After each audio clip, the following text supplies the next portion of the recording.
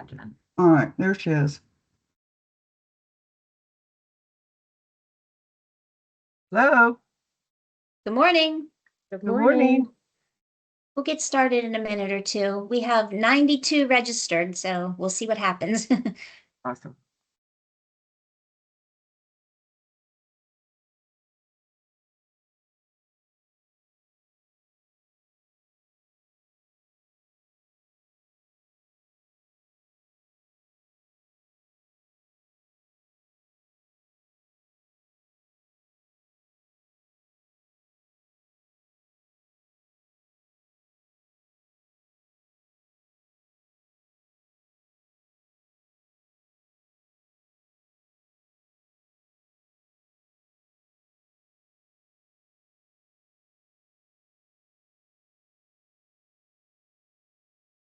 Can you hear me, Jen? Yes, I can hear you, Lynn. Can you hear Seems me? like we have an echo.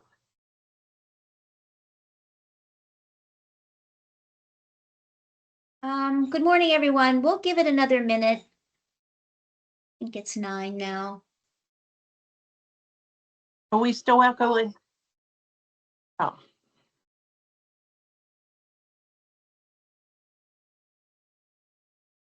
You hear an echo when, I don't. okay, it might just be on my end.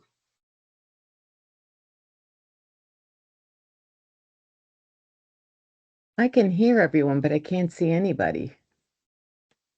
I think most I'm the people same way, April. Oh, okay, here we go. I got it. Oof. Okay. We'll give it till 9:02.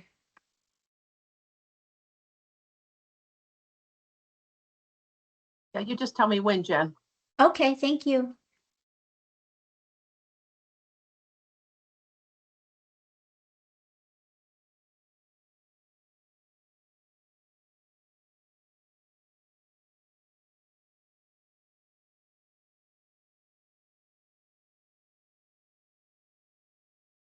Okay, Lynn, people are slowly still coming in, but we'll go ahead and get started. It's 9:02.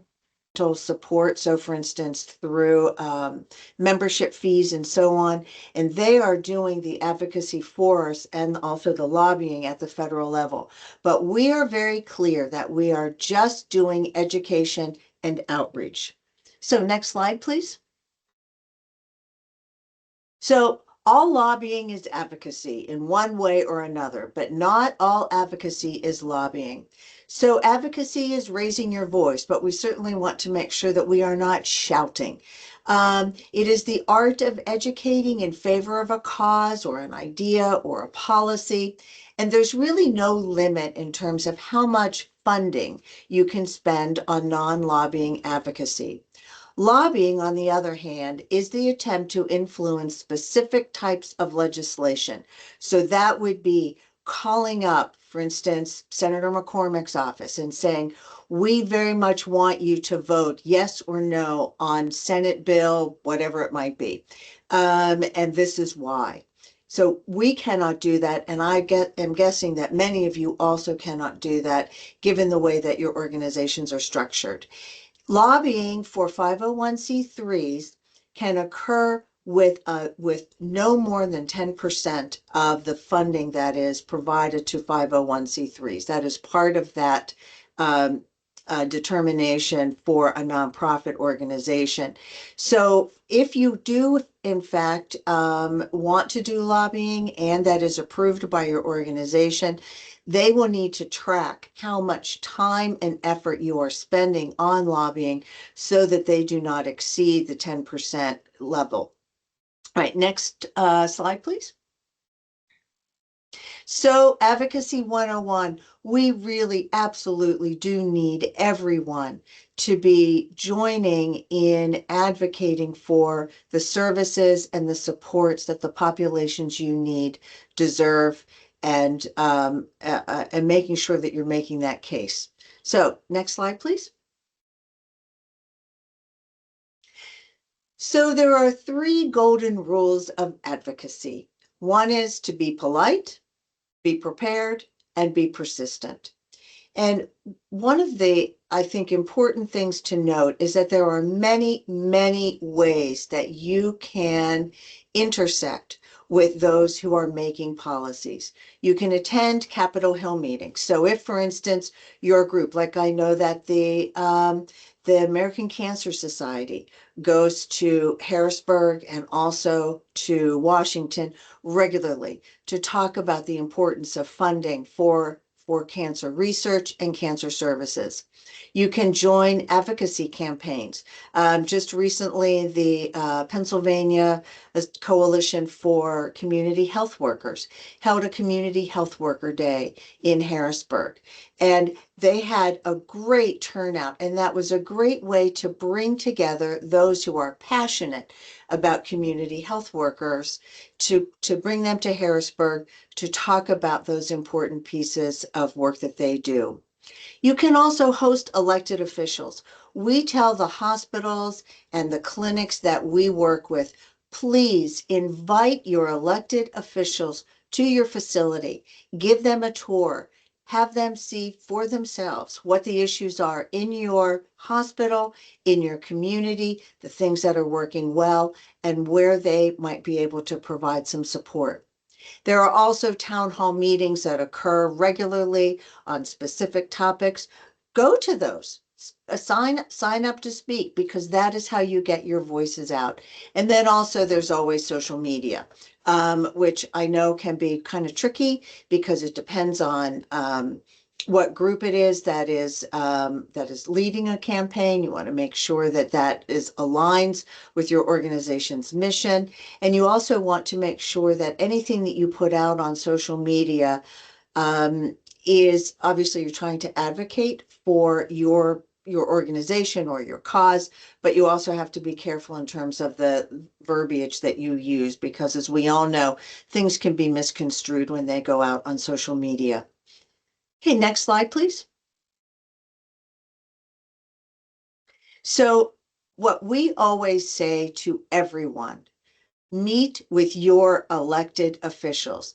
They work for you. They work for us. And if they do not hear from you, from those they serve, they may make decisions in a vacuum. And I believe that this is really, truly one of the most important things that we as public health advocates and as those who work with vulnerable populations can do. It is much better for legislators and their staffs when they are sitting in a room making a decision about how a program should be rolled out, that they have specific examples from their community about what this might mean. So for instance, I thought it was really important when I was sending the information out about the impact of Penny in the legislative districts, that I had the voices of those in the counties that they served, because that is one way in which they can say, oh yes, I remember hearing that that person who lives in Somerset County has said that Penny has made it possible for them to address their specific health issues, get the medication that they need, and get the proper health care. So, you know, I think we've all sort of thought that sometimes policies and legislation happen inside a room with individuals who are sitting in suits and who don't actually know what might be happening in the communities that they serve. That's our job, to make sure that they hear from us. So you can meet with them in lots of places. You can go to the Capitol, you can go to Harrisburg, you can go to their district offices. You can go to their district offices anytime, but it's especially great to go when they are not in session in either Harrisburg or Washington, because that's when you might have the chance to meet with them individually. And then, of course, you can also communicate with them virtually, which was really during the pandemic the only time that we could do that. So what you need to do in order to request a meeting is to contact the legislator's office. If you want to meet with them in Washington, D.C., make sure that you contact their federal office. If you want to meet with them in their district, most of them have multiple district offices. You can contact them directly. And I would suggest that you call and then follow up in writing, and then make sure that the appointment secretary or the scheduler knows that you are coming. You can also do this with your county commissioners and with your township supervisors and other groups like that in your municipalities. Give them the dates and times that work for you for a meeting. But if they say we can't meet any of those times, this is the only time that we can meet, readjust your schedule so that you can be there. Tell them what issues you are interested in talking with them about. And then do your research. Find out what their committee assignments are, what their areas of interest and focus are, what legislation they have sponsored or co-sponsored. And then it's really important that you let them know that you are a constituent. Sometimes when we go out to meet with federal elected officials, unless we have a direct connection in their community. So if we work with a hospital or we work with a rural health clinic or FQHCs that are in their district, we can say, we do not live in your district, but we represent those who are in your district. And that will be a connection for them. Next slide, please. So you want to make sure that you are prepared. So if you are going in by yourself, you can sit down and write out what it is that you want to say to them. Identify any materials that you want to leave behind. I always suggest you can take in reports, you can take in all kinds of information, but really what works is 1 or 2 pages, either one-sided or two-sided, that identify the issue, that have bullet points, that have tables with data in it, because the staff who you are meeting with, most of them are really young. They're very, very smart, but I'm always surprised, they seem to be, just about 21 or 22 years old, especially those who are starting out their careers, and they are meeting with groups every 15 or 20 minutes throughout the entire day. And those groups can represent very diverse interests and perspectives. So you want to make sure that when you go in and meet with them, that you are clear, you are concise, and you are leaving behind materials for them where they can take a look at the documentation that you've given them and say, oh yes, here's what they said, so that they can refer back to it. You want to decide, if you have a group, you want to decide who's going to attend the meeting. So you want to keep it small, and you want to make sure that you're including some different perspectives. Please make sure that you agree on your talking points ahead of time. So it's very hard if you're sitting in a meeting and you say X and then someone else in your meeting says, no, I don't think that's the case. I think it's actually Y. That makes it look a little unclear and will certainly give a sense to those you're meeting with that you might not be very clear on the issues that you want to talk about. Make sure that you plan your meeting. Determine who's going to lead the meeting in the order of speakers. And then practice ahead of time. Decide what you want to achieve. What do you want to ask them? Because they know that you are going to be making an ask. We've been in meetings where we haven't actually had an ask. We've just come to do some education and to let them know who we are, and that they can come to us with any questions. And so I've had legislative staff say, so what's your ask? And my answer has been, we do not have an ask. What we want to say to you is, we are here. Please contact us if you need any information. So be sure that you're prompt when you come to the meeting, and be patient, because as I said, they are meeting with folks all day long. When you come into the into their lobby, you will meet with and you'll intersect with their receptionist. Make sure that you have your business card available, because they will ask for that. This is a time when you want to take 100 business cards, because they will always give you their business card and they will always ask for yours. Make sure that you go around and you introduce yourself to, who you are and why you are there, so that they know who you are, even though you've given them your business card. And you will have about 20 minutes. Sometimes it's much less. And you might even be able to meet with the elected official. They might just come in and shake your hand and say, thank you for coming, or they might actually participate in the meeting. Be sure that you thank them for spending this time with them. And if there's a way that you have any sort of personal or professional connections to them, that's always really helpful. For instance, we're here at Penn State, and so someone will say, hey, I went to Penn State. Oh, that's great. What program were you in? Or, I grew up in Elk County. Oh, that's great. Where did you grow up? So that's a really nice connection. You want to make sure that you are providing examples of the impact of the issue that you're talking about. This is really the most important thing that you can do in an advocacy meeting.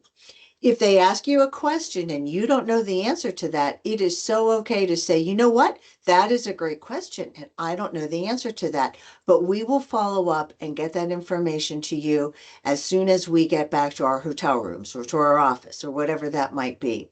And then you set a deadline for a response from you.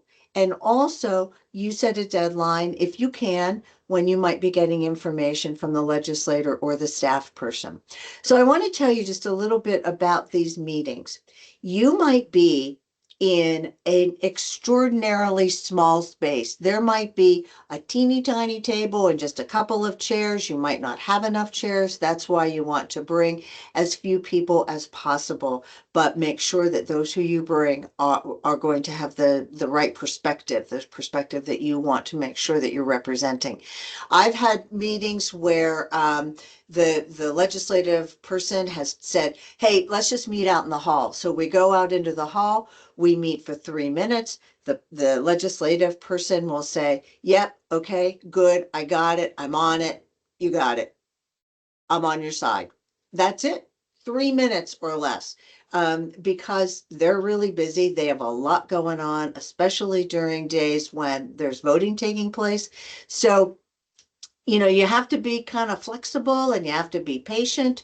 And always, always, always thank them and let them know that you are available for anything that they might want to talk about later, or if there's anything that they might need. Sorry, I realized I had taken my camera off. So next slide, please. So after the meeting, make sure that you and the group that you've been there with have taken notes, that you've compared your notes so that you know what it is that you've all heard. You want to make sure that you've all heard the same message and also different messages so that you can be sure that when you thank them, which you have to send a thank you note right away, when you thank them, that you are reflecting what was talked about in the meeting, and that you also reflect what it is that you have promised to send them. So you want to make sure that you follow up very timely, as soon as you can, with any requested materials or information that you've offered to send. I always do the follow-up for any meetings that we've attended, and I send an email. We used to send letters, but ever since we had the anthrax problems and so on, it's so much easier just to send an email. The legislative staff get hundreds and hundreds of emails every day. So the more quickly that you follow up, the more likely they are to know that they should look at the email that you've sent. And if they don't meet the deadline, if they have offered to do something, it's really helpful then to say, to send a note, let's say a week later, oh, thank you again so much for meeting with us. We were hoping that we might be able to get from you the materials that you offered to send us. If you still have an opportunity to do that, we would be very grateful for anything that you might send. So you can be persistent and also very flexible, but I am always, I try and always be extremely gracious and thankful for anything that they could, should, and might do for us. And don't forget, this can be really, really fun. The first couple of meetings are quite anxiety provoking, and I have gone with folks two meetings where they have just been sort of green around the gills when we've done the first meeting. But once you get the hang of it, it actually goes really, really quite well. And you learn from every meeting that you do what worked well and what you might want to adjust. So next slide, please. So what I have here, these are really old, as you can tell, but it doesn't really matter because it's the same kind of it's the same sort of information. So we sent, this is part of an email that we send when we are requesting the meeting. So this goes out from our office. We always coordinate all of the meetings that take place in Washington. So we send this meeting out, this information out, requesting the meeting, and then our staff person follows up pretty regularly. And then here is an example of a letter that we sent to someone who was in office at the time, thanking him for meeting with us and telling him what we did, telling him what we talked about, and also if there was any sort of information that we promised to send, we follow up with that. So we send it to the legislator and also to their staffs. And then I always make sure that I copy governmental and community relations from Penn State. Next slide, please. And then you may actually be working with either a state or a national association or coalition that has a very clear advocacy agenda.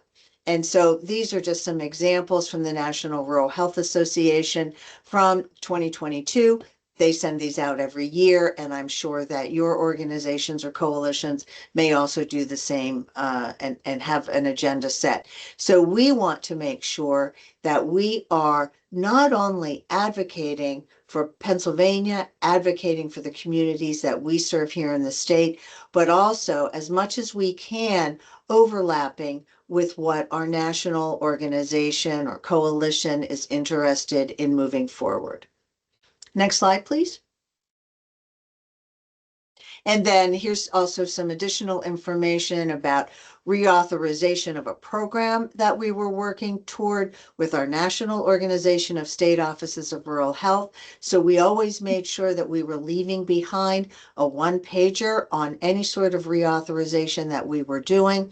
And in the meeting, we will give specific examples of how this piece of legislation and this reauthorization, what it will mean in that legislator's district for the critical access hospitals or the rural health clinics or whatever it might be that are serving their communities.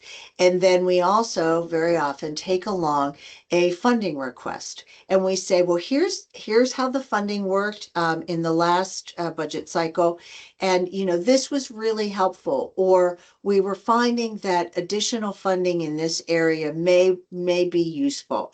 But again, we are not saying this is what we're telling you to do. We're just offering up our perspective so that they can take that back to their bosses. Next slide, please.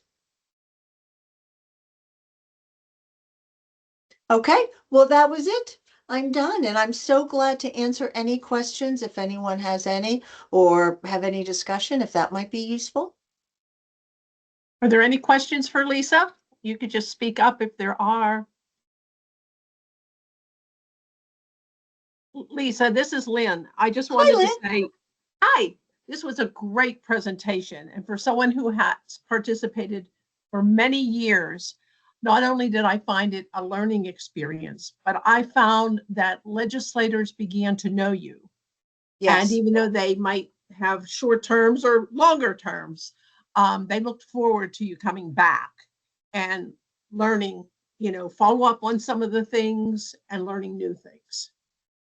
Yes, I couldn't agree more. And as not only having the legislators know who you are and know your organization, but the staffs. It is so important that they know who you are, you know. So for instance, when I was sending this information out on the penny subsidies and tax credits, you know, I sent it to some folks who I actually know, who I've known for a long time, and they responded back, which was great. I'm not certain that their boss will vote the way that we're hoping that they will, but at least we were able to provide the information and they knew that it was legitimate information that we were providing. So thanks so much for that comment, Lynn. Great. Evelyn, do you have Yeah. comment or question? I do. Thank you, Lisa.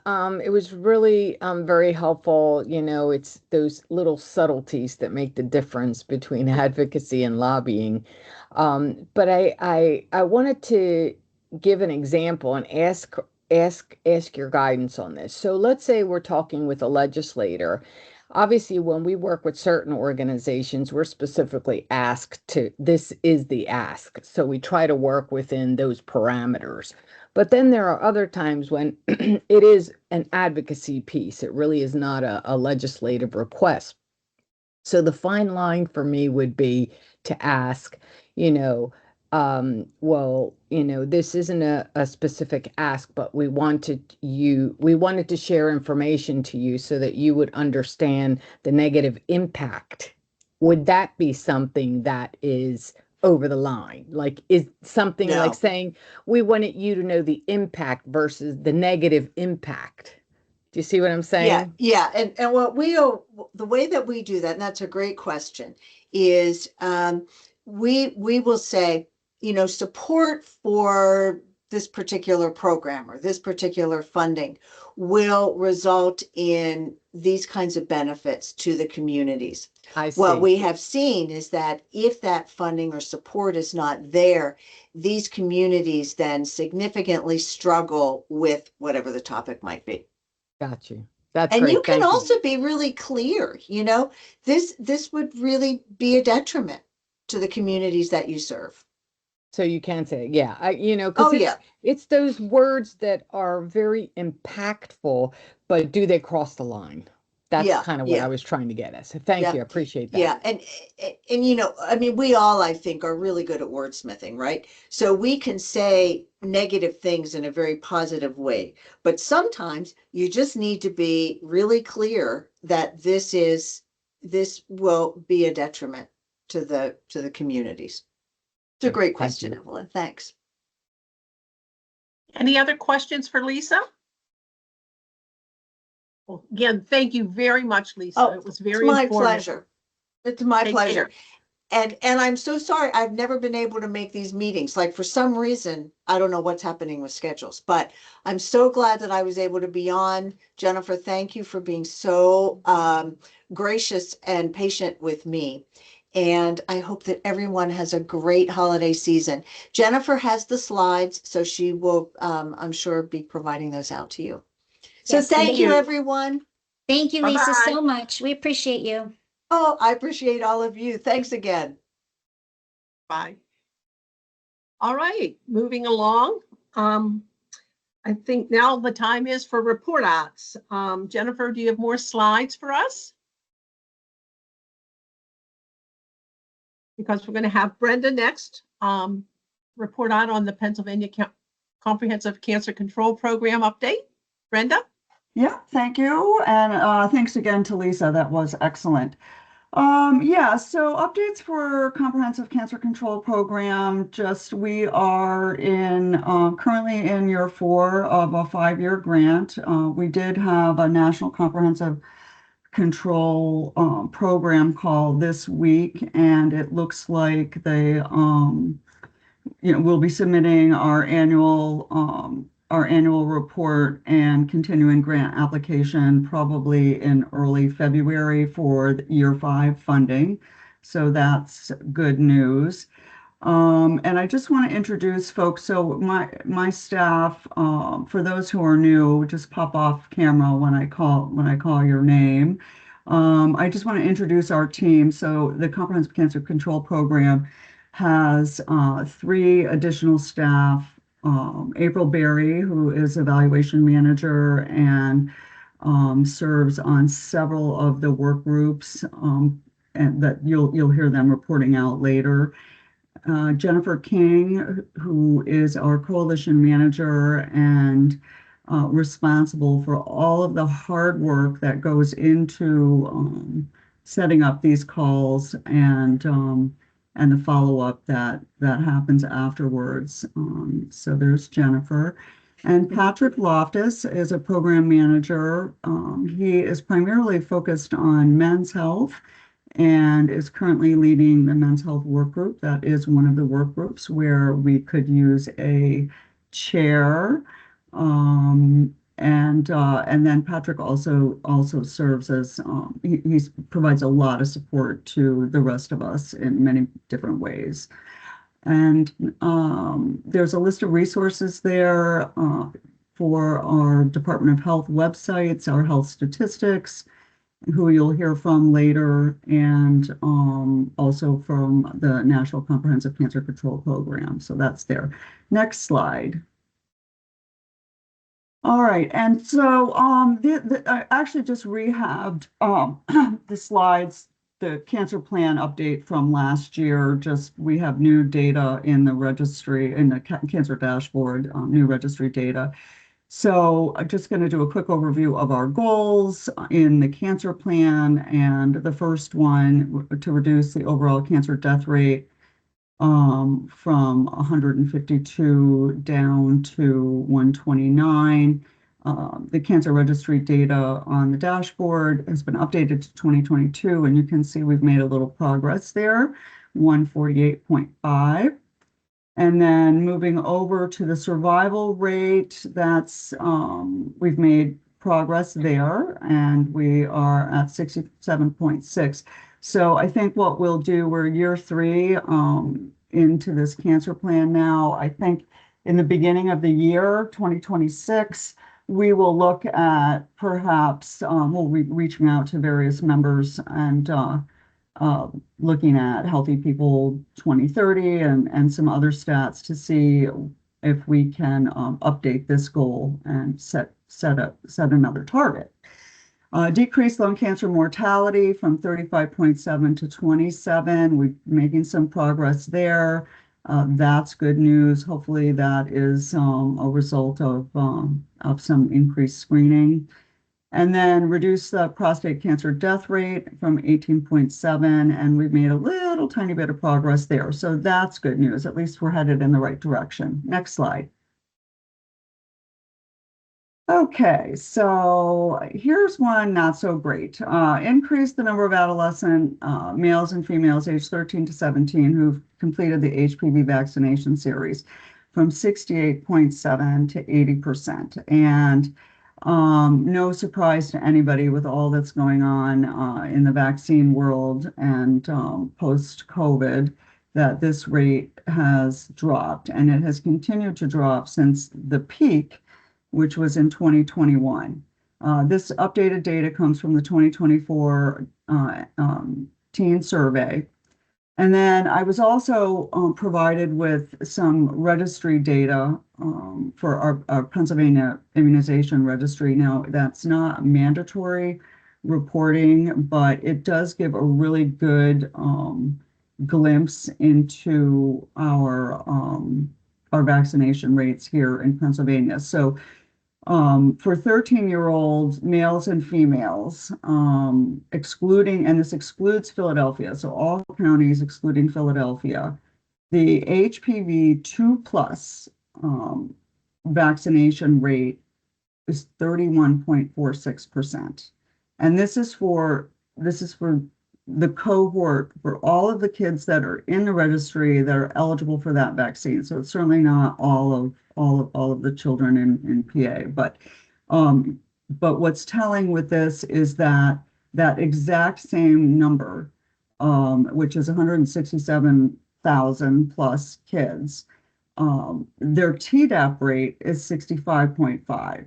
And then you can see it's similar for the 14 to 17-year-old. There are over 7,000 14 to 17-year-olds in the immunization registry database, and 42.2% of them have had an HPV vaccination, as opposed to 65% who've had Tdap. And since those are given within the same age range, this really speaks to both provider and community education. So 65.9%.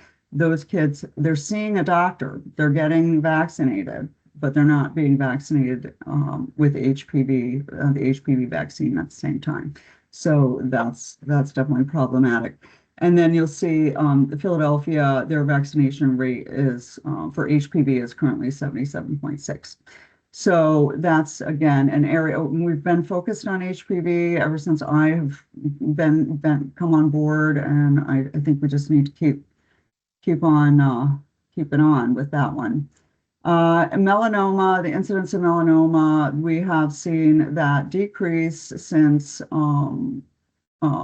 since the beginning of this cancer plan, and that goal was put into place. However, we're seeing higher incidence in rural counties, and I'm not sure if you're all aware of a report that came out of Penn State that highlighted some really high incidence, particularly here in central Pennsylvania and South Central counties. So that's an area where we're going to want to take a look at maybe focusing on as far as prevention. And then decrease the liver cancer incidence from 8.1 to 7, and that has trended. It's pretty much stayed the same, but it's slightly improved. Next slide. All right, here's where we're in trouble. Yeah, screening. And again, I don't think this is any surprise to anyone. This data came from the USCS survey data, and we're heading in the wrong. We've been heading in the wrong direction with this. We just haven't rebounded since our pre-pandemic efforts. So increase the percentage of women 50 to 74 up to date on screening. That has actually dropped from the baseline to 76.1. And you can see the same thing is true of cervical cancer screening. Hopefully this will change now with some of the new options for testing. And then colorectal cancer screening also is down from the baseline. And again, hopefully hopefully there are efforts. I know that there's some federal colorectal grant. Pennsylvania did receive that, and I think there is some pending legislation maybe that will help turn things around. And then lung cancer screening. So this one we're going to need to address. So the goal came from original goal that we were using, and that the American Lung Association was using, was from the it was like the national, I forget, the Association of Radiology. They have a database for lung cancer screening. So 8.8 to 11.8. The current rate was 7.4, but if you look now, American Lung Association just posted their new state of the new report, the annual report they put out grading each of the states, and they actually changed the measure. So they're now using survey data, Griffiths data. So the baseline rate is 17.2, and then in 2025 it was 19.8. So we didn't jump from 8.8 to 17.2 or 19.8. They changed the data source. So we're going to have to get in and establish a new baseline and new target in the cancer plan. And we will do that again, like I said, the first of the year. This is something that we'll visit. And next slide. I think that might be it. That's it. Does anybody have any questions about anything? Okay, perfect. Okay. Well, thank you all, and happy holidays. Thank you. Evelyn, did you have something? No? Okay. So we're going to I was move on to, oh, go ahead. I was just curious. I know in the Philadelphia, the HPV It looks like, you know, they're having some pretty significant impact. Do we know what they're doing differently than, you know, has that been explored? Do we know? Hi, Evelyn. This is Hey, Pam Pam. Shower. Yes, we do. So they have a mandatory, I think, registry at this point in their area. And we actually are very excited because Dr. Amy Leader and Luke Kuneff from Merck and Kate Mostowski have just also relaunched the Greater Philadelphia HPV Vaccine Collaborative. Great. So we have a ton of health systems in that area now that are back at the table again. But they have traditionally had higher than overall in Pennsylvania, as because they have some mandatory things happening. They have a really good registry. It's been strong for many years. But I know we are in talks with them. Dr. Leader met with some of the leaders in Philadelphia, and they're looking at, we have like 4 or 5 things that we got to have a special strategic plan for the Philadelphia area, and I'll share a little bit more about that in our report out. But we do have some target work that she's doing right now with Philadelphia, but that's a great question. They are doing good things, and we have lots to learn from them. Great. Thank you. You're welcome. Any other questions?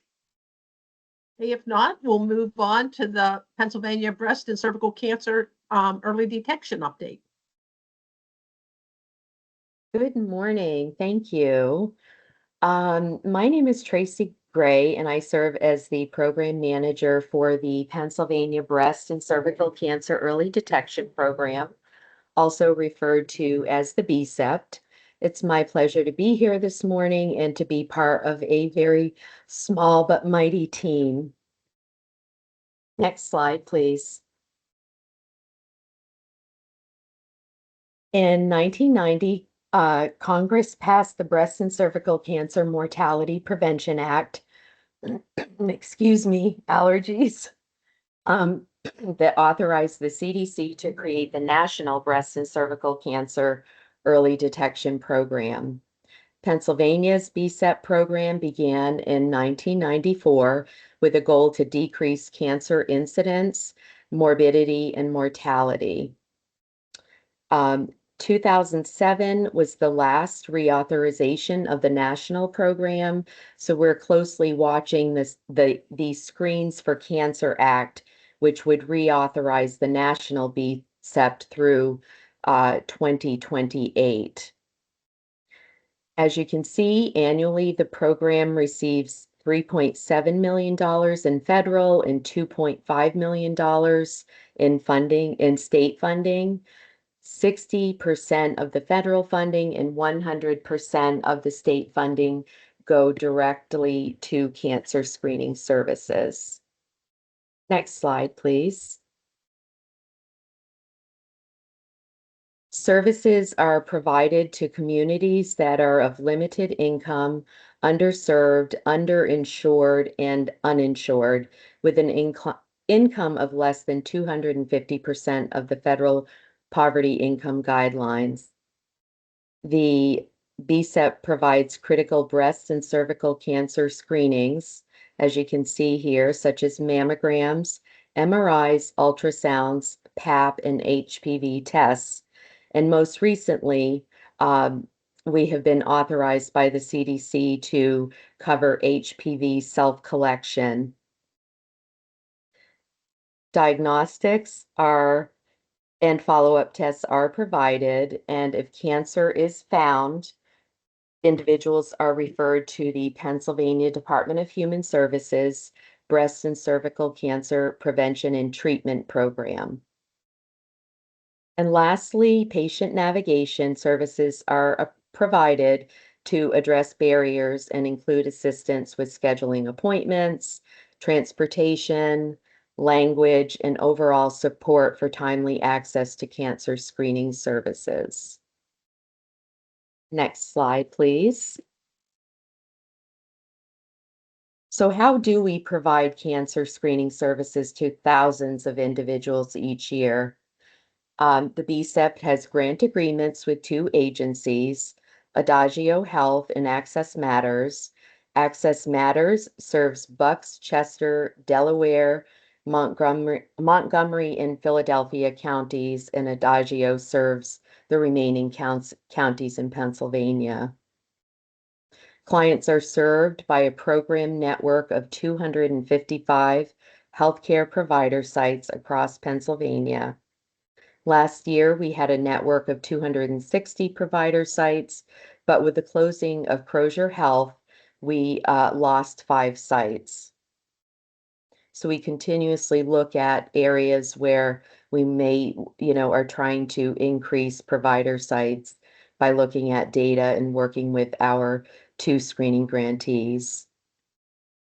Now that I've covered the history, funding, and services of the program, I would like to introduce Sarah Motz, the BCEP Evaluation Manager, who will talk about our progress and what we are seeing in different areas of the program. Sarah? Thanks, Tracy. Good morning. So at the end of June 2025, we wrapped up year 3 of our current 5-year grant cycle.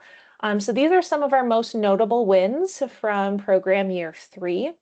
I'm very proud to announce that our PA BCEP program served 12,521 clients in year 3.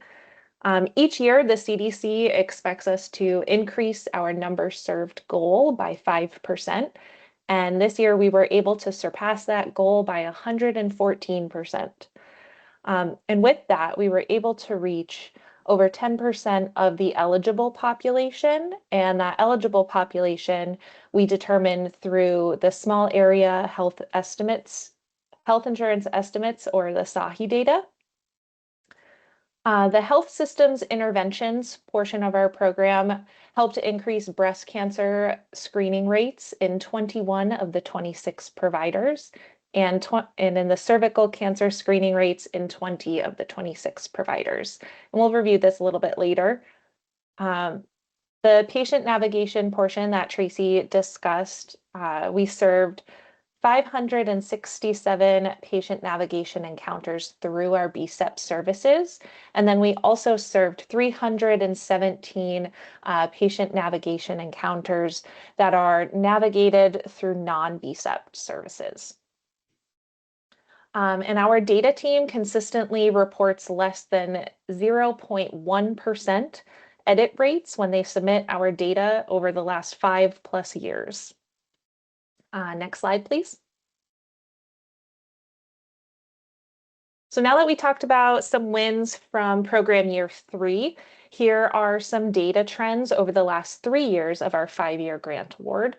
So as mentioned on the last slide, this year we served 12,521 clients in year 3, and we're proud to see that that trend line increases over the last 3 years.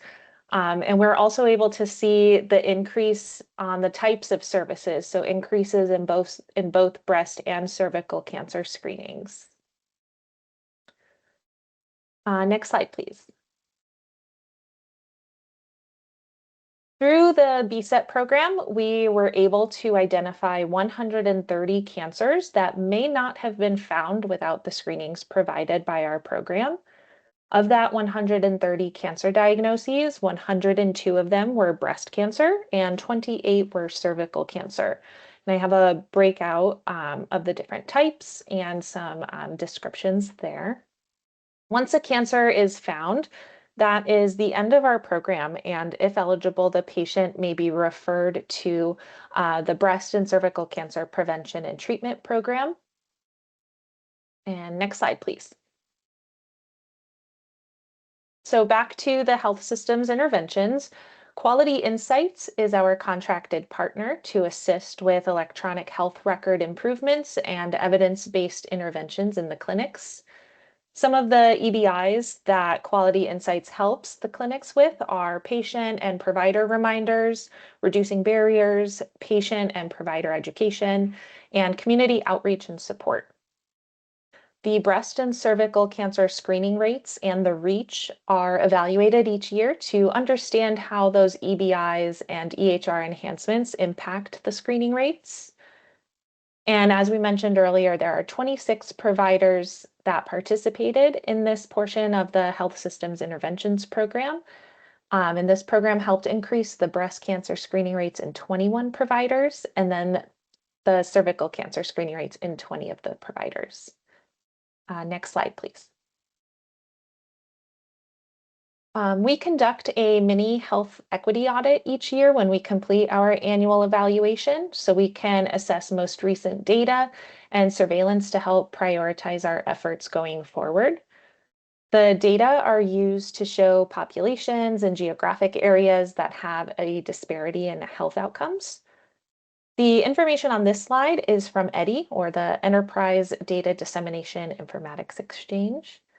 We look at breast and cervical cancer late stage incidence and mortality data to understand the impact of screening in Pennsylvania. And then with these data, we identified the Black and African American women as a priority for breast cancer screening, and Black and African American women and Hispanic women for cervical cancer screening.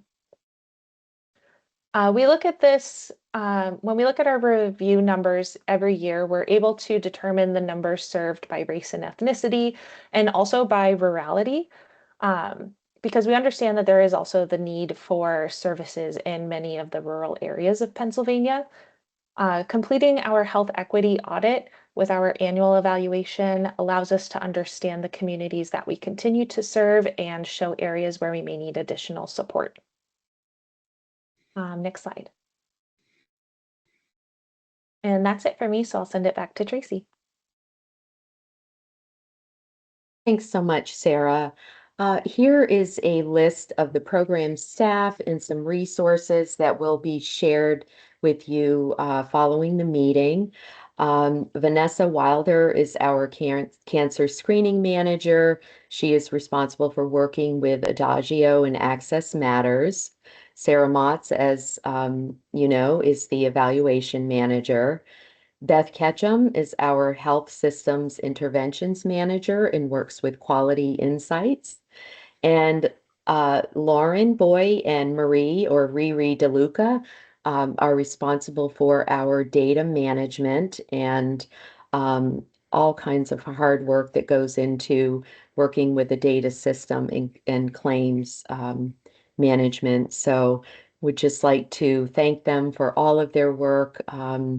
It is definitely a group effort, and we're very proud of our results. So thank you so much for your time today. Congratulations, Tracy and team. This is fantastic work. Thank you. Thank you so much. If you talk with any of us, you will know and hear how proud of our program we are. Thank you so much. Any questions for Tracy or Sarah? All right, if not, then we'll move on. Next updates with the Pennsylvania Cancer Registry update, and Wendy, take it away. All right. Good morning, everybody. Hopefully everybody's having a great day. So I just wanted to give a quick update on the Cancer Registry. I always like to give, you can get to the next slide, a little review of who the Cancer Registry, who we are and how we came to be for anybody new in the coalition. So the Pennsylvania Cancer Registry is a statewide population-based cancer incidence registry, and we've been in existence since 1985. And we have statewide population data since 1985, excuse me. It came to be because of the Pennsylvania Cancer Prevention, Control, and Research Act of 1980. We collect demographic, diagnostic, staging, and treatment information of all patients that are diagnosed and treated with cancer in hospitals, laboratories, and other healthcare practitioners within Pennsylvania. Next slide. Just have to keep clicking for little things to pop up. So as I mentioned, in 1980, the act was signed into law. Next button. In 1985 is our first I can't talk this morning, our first full year of statewide data. Next button. And as of right before Thanksgiving, our 2023 file is now complete. Next button. So we have 38 full years of statewide data. So we've started to receive 2025 data, so that will mark our 40th year of data. So we've been around for quite a while. Next slide.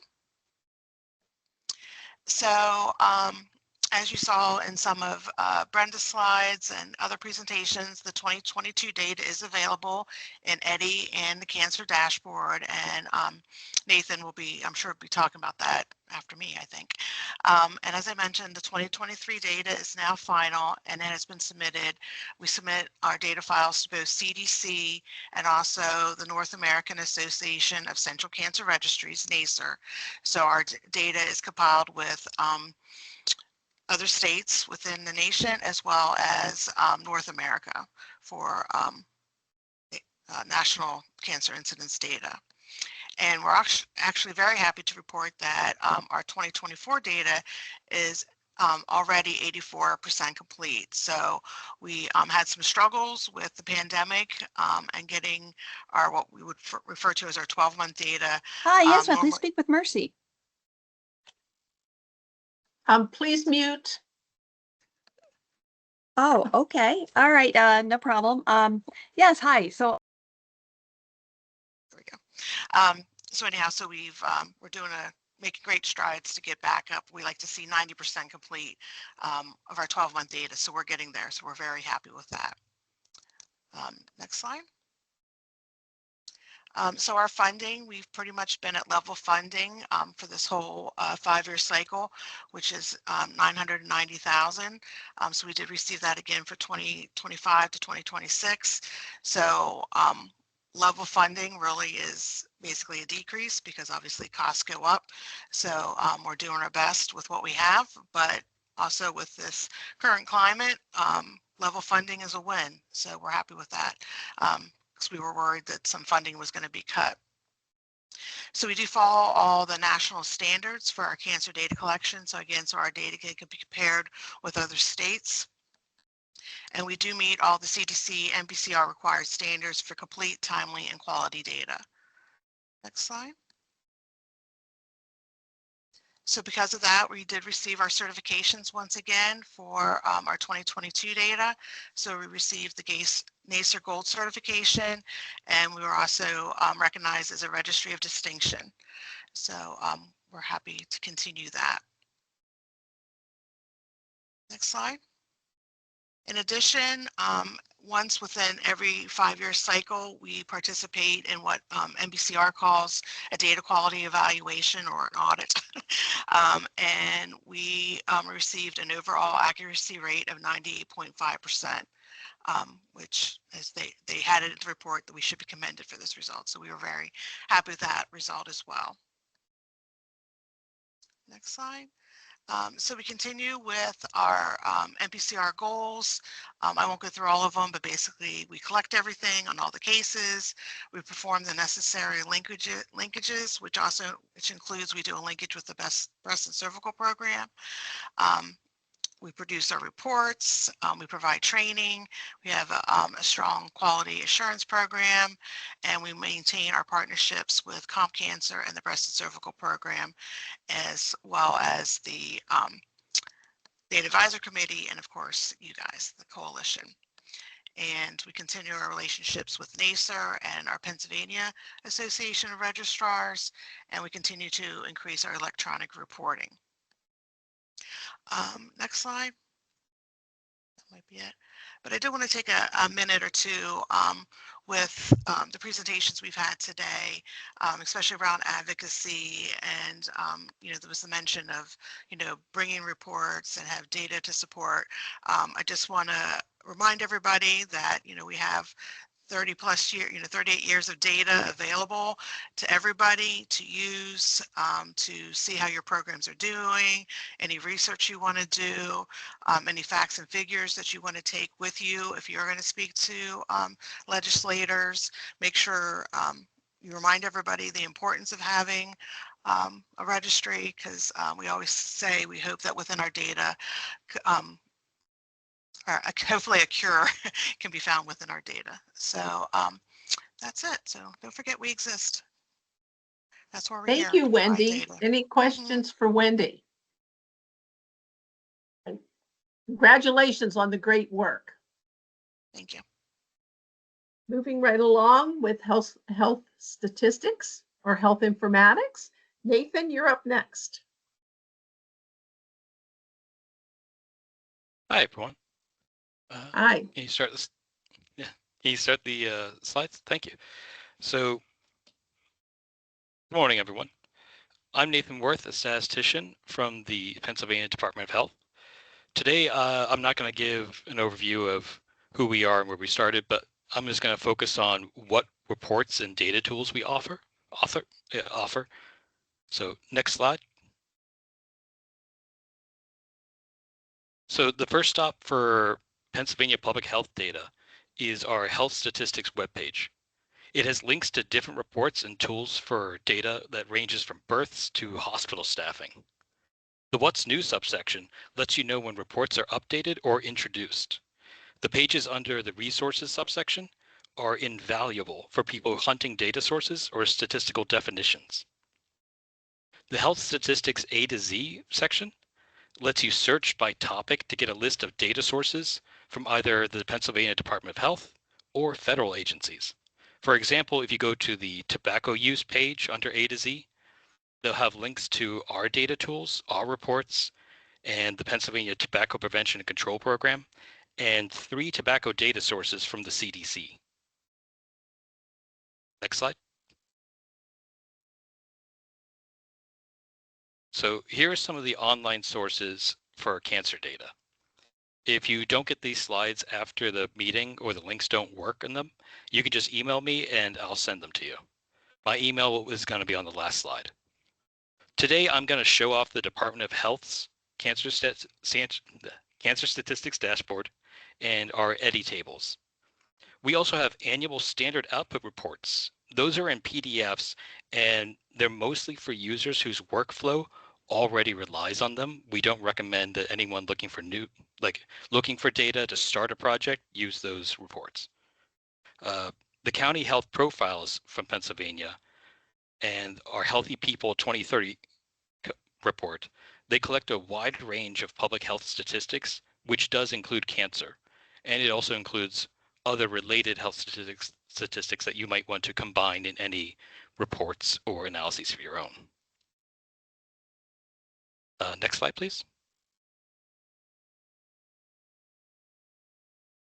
So starting with the Cancer Statistics Dashboard, the dashboard is our main interactive cancer tool, and we create it using Microsoft's Power BI. Brendan Vargo, who's one of our cancer statisticians, he updates it every year. Usually updates come during the summer. On each of the pages in the dashboard, you can use menus to create your own tables and charts. You can focus on the cancer groups, age, sex, race, counties, or periods of times you want using menus on the side.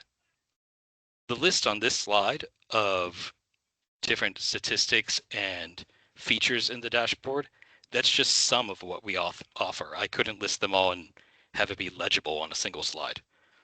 We recommend using the dashboard if you just want to see the results of our analyses, either as summary numbers or charts. Of course, if you want to do your own analysis, we offer the data behind the dashboard. You can download everything that's in the dashboard. Next slide, please. EDDI is our interactive online query system for all public health data. As of this presentation, there are 20 different data sets on EDDI, and there's a list of some of them on the side of this slide. Cancer incidents, childhood cancer incidents, deaths, and the Behavioral Risk Factor Surveillance System, or BRFSS, those data sets are good resources for cancer-related analyses. You select the data set you want, then you select what to include in a table. You can view the results as a chart, a map, or you can download a table of the data and play with it in whatever software you'd like. Childhood cancer has its own separate data set because in that it uses groups defined by the International Classification of Childhood Cancer. That system of classification focuses more on the tumor's type of tissue rather than its primary site. So that's more useful if you're just looking at pediatric cancers. Next slide. Okay, so we offer, like I said, we offer two large stores of data, the dashboard and EDDI. So which one do you use? There are pros and cons to both. As I mentioned, we recommend using the dashboard whenever you can. It has more data, it uses more current practices for analysis, and it gets all the new types of data that we publish. However, all that analysis takes a long time to process and verify the results. EDDI's cancer data gets updated about 6 months earlier than the dashboard. So if you need the most recent data, EDDI's good up until the summer. The dashboard only has data that goes back to 2000, diagnosis year 2000. EDDI has back to diagnosis year 1990. Personally, I don't like the chart and mapping tools in EDDI. The dashboard's graphics are easier to customize, and they look much nicer if you're just going to copy them and put them into handouts or your own reports. EDDI does let you download just the data you've queried instead of everything at once. This isn't possible in Power BI. We haven't figured out how to do that, and I don't think it is possible. So we offer a link to the zip file with all of the dashboard's data, but it is all of the data. We include documentation so you can figure out which tables have what you need. The population data that's used for calculating rates differs between the dashboard and EDDI. EDDI's kind of tied to how we've always done it. Like I said before, the dashboard uses more current practices, so it has a different source of population data. Don't expect the rates in EDDI and the dashboard to match. They won't. Also, the dashboard, every time it's updated, all the diagnosis years are updated. For example, if an old case is reported past the deadline, that would be captured in the dashboard, but not in EDDI. EDDI uses what we call snapshots. It doesn't update data from previous years. Those numbers are set in stone, basically. So EDDI's best value is comparing data within a single diagnosis year, or if you're looking at a year-over-year trend.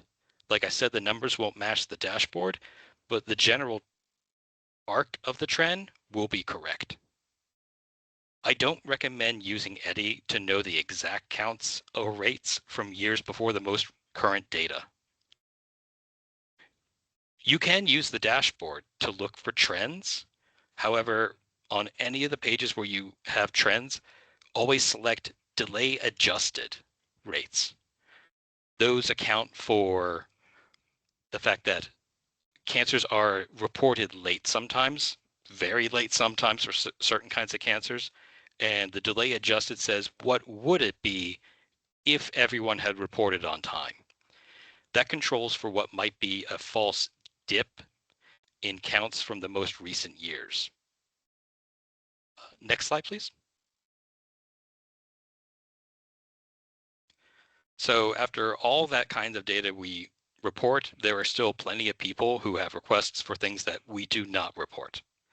We will work with you on any request you want for custom aggregate counts. But there are two caveats I have to mention. First, these are not a priority for us. We generally finish simple requests within a week or two. More complicated ones, they can take much longer, or we may not even have the time to agree to do them. And the second caveat, we charge a fee for the custom data requests. The most common examples of a custom request are getting counts by zip codes, counts for a group of census tracts, or counts of a very specific type of cancer that we don't report on either of our tools. I must say we do not provide rates, percentages, or any statistics besides aggregate counts. Your analysis methods and your population or other data sources are your own choices, and we leave them up to you. If you need record level data, and sometimes we get requests and we try to work with them and we, in the end, figure out that the best path forward is to get record level data, there is an approval process for that. You could start that process using the exact same custom request form that's linked on this slide. I can't say much more about that process because health informatics does not handle that. Next slide. All right. So that's the end of my presentation, and hopefully you've learned about at least one new data source or one new feature of a data source. If you have any questions about the sources for other kinds of health data, or just anything about cancer data, I'm always very happy to answer emails. Thanks for your attention and happy holidays. Any questions for Nathan? Thank you, Nathan. I use both those resources all the time, so I greatly appreciate them. All right, thank you. All right. I guess we're ready to move on. Next and finally, prior to a break, is our epidemiology update, and that's by Dr. Yang and Jennifer Burrows. Thank you, Dr. Robertson. Can everyone hear me? Yes. Yeah, good morning. So thank you for the opportunity. I'm going to briefly talk about the trending of colorectal cancer in the US and in Pennsylvania. Next slide. So colorectal cancer is the fourth most common cancer in new cases and the second leading cause of cancer deaths in the United States. And in 2025, approximately 154,000 new cases and 53,000 deaths from colorectal cancer are projected, accounting for 8% of all new cancer diagnoses and 9% of total cancer deaths. From early 1990s to current time, colorectal cancer incidence has declined from 55 to 45 per 100,000 persons. And the mortality trend also showed the same during the same time period. Next slide.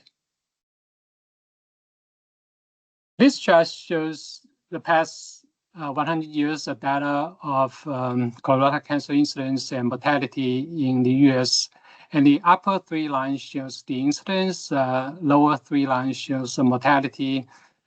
Two messages, one is the incidence in males is always higher than the incidence in females.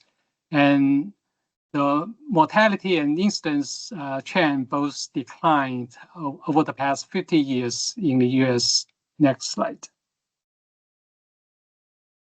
Next.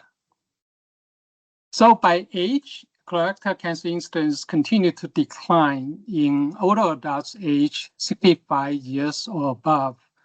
The decline in adults aged 50 to 64 years has slowed down or plateaued since 2010. On the contrary, among younger adults 50 years or younger, there's an increase in the incidence. So from 2012 to 2021, an average of 2.4% increase per year has been observed.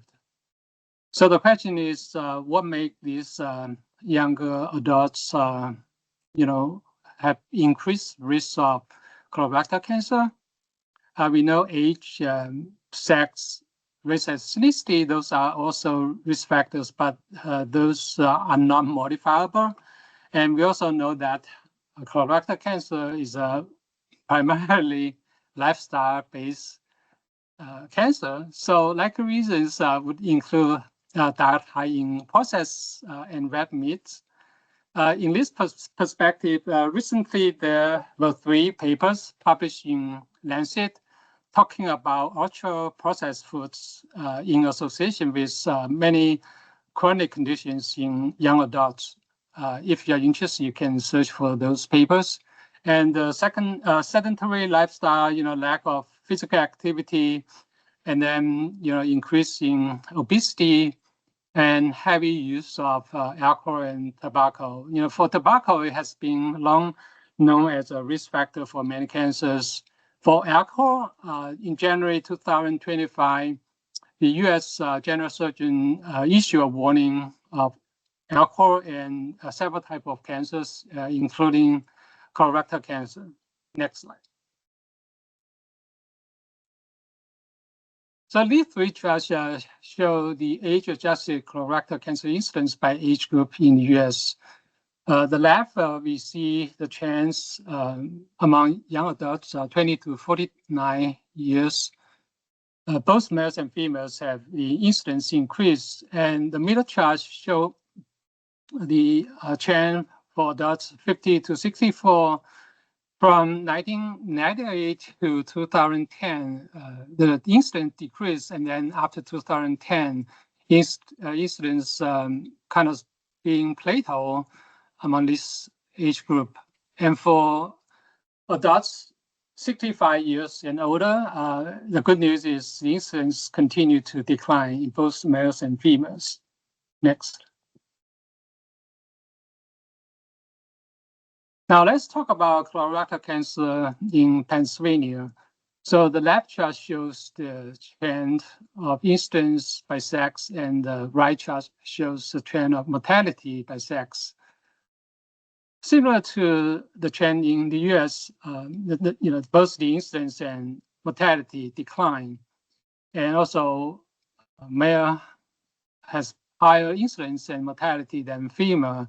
Now pay attention on the left chart. If you see the last 7 years since 2020, there's an increase of incidence in both males and females. Let's go to the next slide to see the age trend. So by age, these three charts are made similar to the three charts I showed just now. For three age group, 20 to 49, the left chart, the central chart is 50 to 64, and the right chart I didn't make that change. The right chart should be 65 age and older. So the trends are pretty similar to the trend in the US, but again, pay attention to the recent 7 years. Now, Pennsylvania's data, we have a few more years than the US data, so we can see more clearly what's happening in the past 7 years. So regardless of age, we see in all three charts since 2020, there's an increase in colorectal cancer incidence. This will be an interesting observation because at least for the older adults 65 and above, we continue to see the decline in the country. But now in Pennsylvania, we see some increase. That's really an interesting observation. Next slide. This chart shows stage change in Pennsylvania in the past 20, 30 years. So most colorectal cancer, upon diagnosis, the stage, most of them are local stage or regional. But also in the past 10 years, if you look at the past 10 years, upper two lines, the green and orange, you can see just an increase in the green line. The green line means regional cancer. So that means the cancer already, spread outside the colon and rectum and may reach to some adjacent part of the body or lymph nodes. So again, this is an interesting observation. What make this happen? Why more patients upon diagnosis have more advanced tumor? This will be something we need to take a look. Next slide.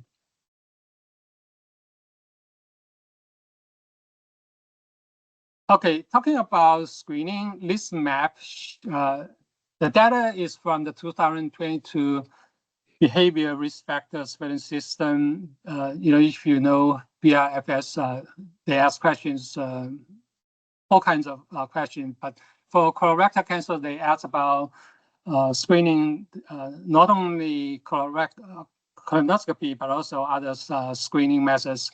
So in general, Pennsylvania ranked pretty high, 66% in the country, at least 5 years ago, ranking pretty high in the country in terms of colorectal cancer screening in the adults age 45 years and older. Next.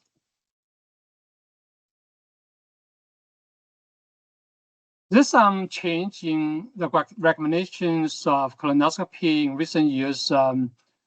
First, a recommendation from two agencies. One is American Cancer Society. The other is the United States Preventive Services Task Force. ACS always recommend a few years earlier than USPSTF. So 2018, ACS make a recommendation to lower the start age of screening from 50 to 45. So the old recommendation was start age is 50 for average risk adults. If the result is normal, then do the next one in 10 years, and stop age is 75. For those older than 75, individually talk to your doctor to assess your benefit and your risk.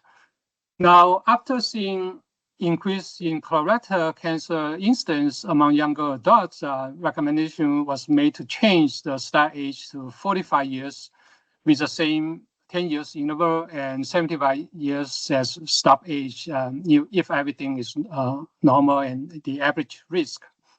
So 2021, the health insurance companies start to cover the colonoscopy for adults starting age 45.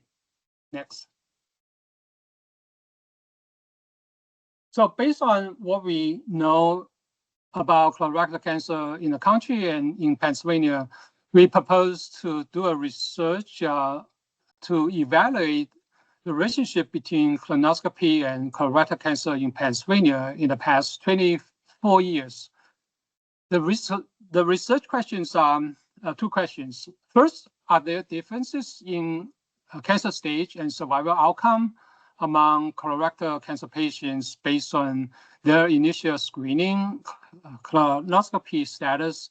Some patients would not receive colonoscopy, some would receive and the results were normal, and some received the colonoscopy with uterine removal and biopsy. So we want to see among these three group of patients, what's the difference in their tumor stage? As I mentioned just now, I showed the stage chart. The past 10 years, there's some change in the stage of colorectal cancer.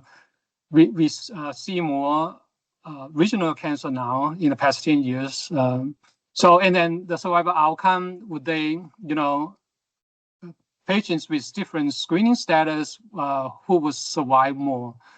And then also another question is, how many patients develop colorectal cancer within 10 years after the initial screening colonoscopy? So we want to evaluate if the 10 years interval is appropriate. If there are a lot of patients who, after the initial screening, develop colorectal cancer in 5 years, in 6 years, shorter than 10 years, then that would be an interesting finding to suggest that, hey, probably the interval need to be shortened because, we have so many patients had the cancer, within 10 years, and then the 10 years, they cannot wait, the tumor will not wait 10 years before it was diagnosed. So we need to shorten the screening time. So this is two research questions we hope to answer from the 24 years of data. That will be a very large data. And we believe this will be the first population-based retrospective cohort study to really look into the relationship between colonoscopy and colorectal cancer. Next. So we will have several data from different sources. PSC4 will provide outpatient and ambulatory data. This data will have information on colonoscopy. And as Wendy just talked about the cancer registry, we will be requesting data for the past 24 years for colorectal cancer. And that data will be from the Pennsylvania Vital Statistics Office. And then we will perform data linkage at individual level. So for each patient in these several data sets, we will link them together by the patient identification information, which includes Social Security number, date of birth, gender, patient residency, zip code, and patient first and last names. Next. So we will be focusing on colorectal cancer, then the cancer site would be colon and rectum.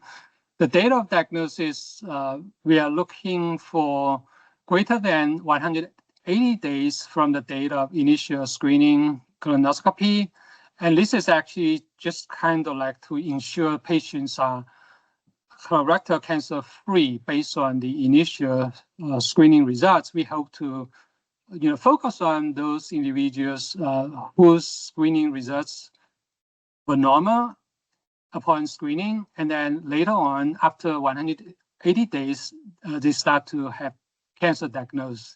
And then we hope to finish the project at the end of next year. Next. Any questions? Thank you, Dr. Yang. I do want to pay Thank you. attention to the chat. And Donna, do you want to share if you're still on? Sure.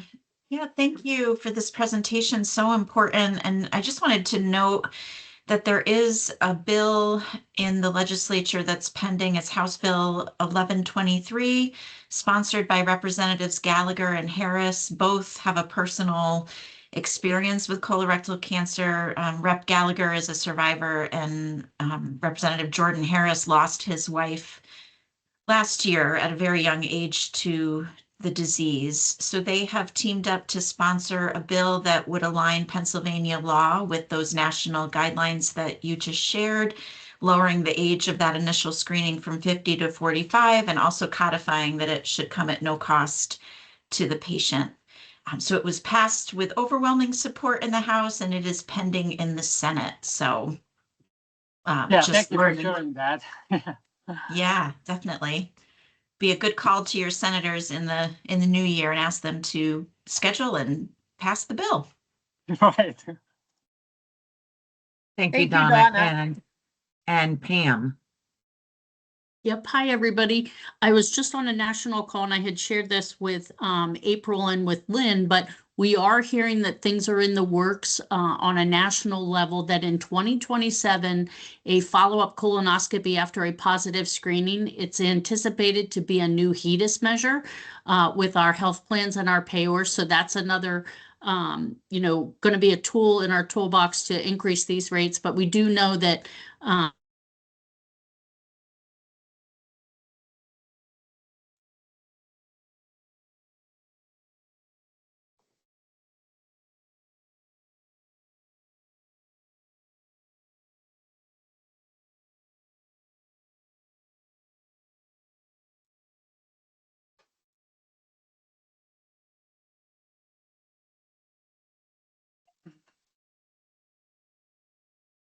Are we on a pause?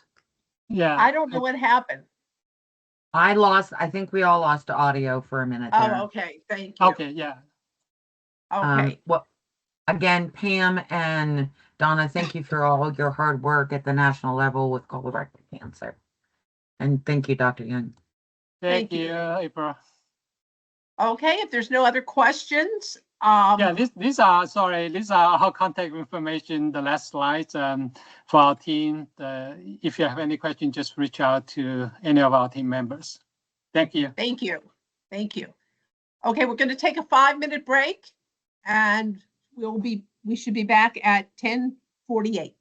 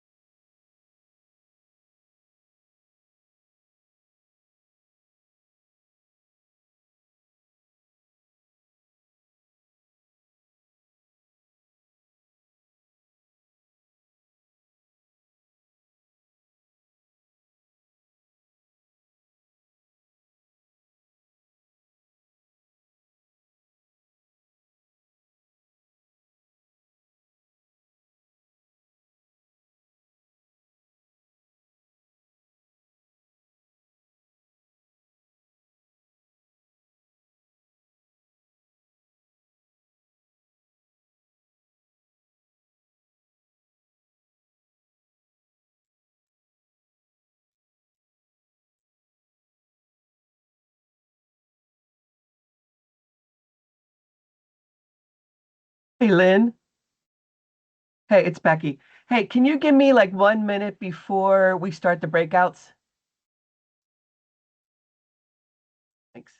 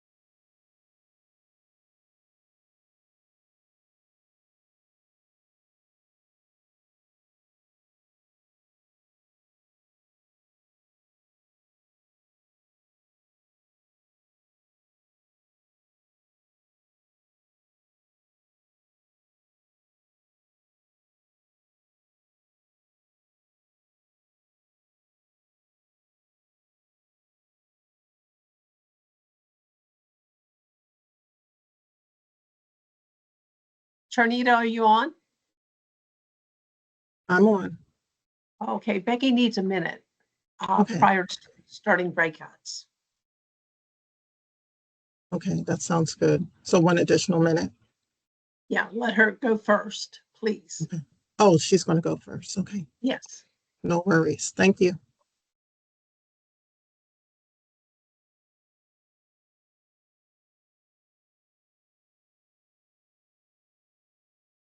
Hey, welcome back, everyone. Becky, on? Becky?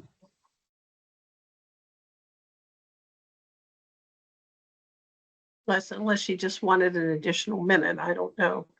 Okay. We'll Why don't we wait just 1 more minute? Yeah, we can wait till. And I'll 10, see if she's on. And maybe that's all she wanted. She just said, can I have an additional minute before you Got start the break?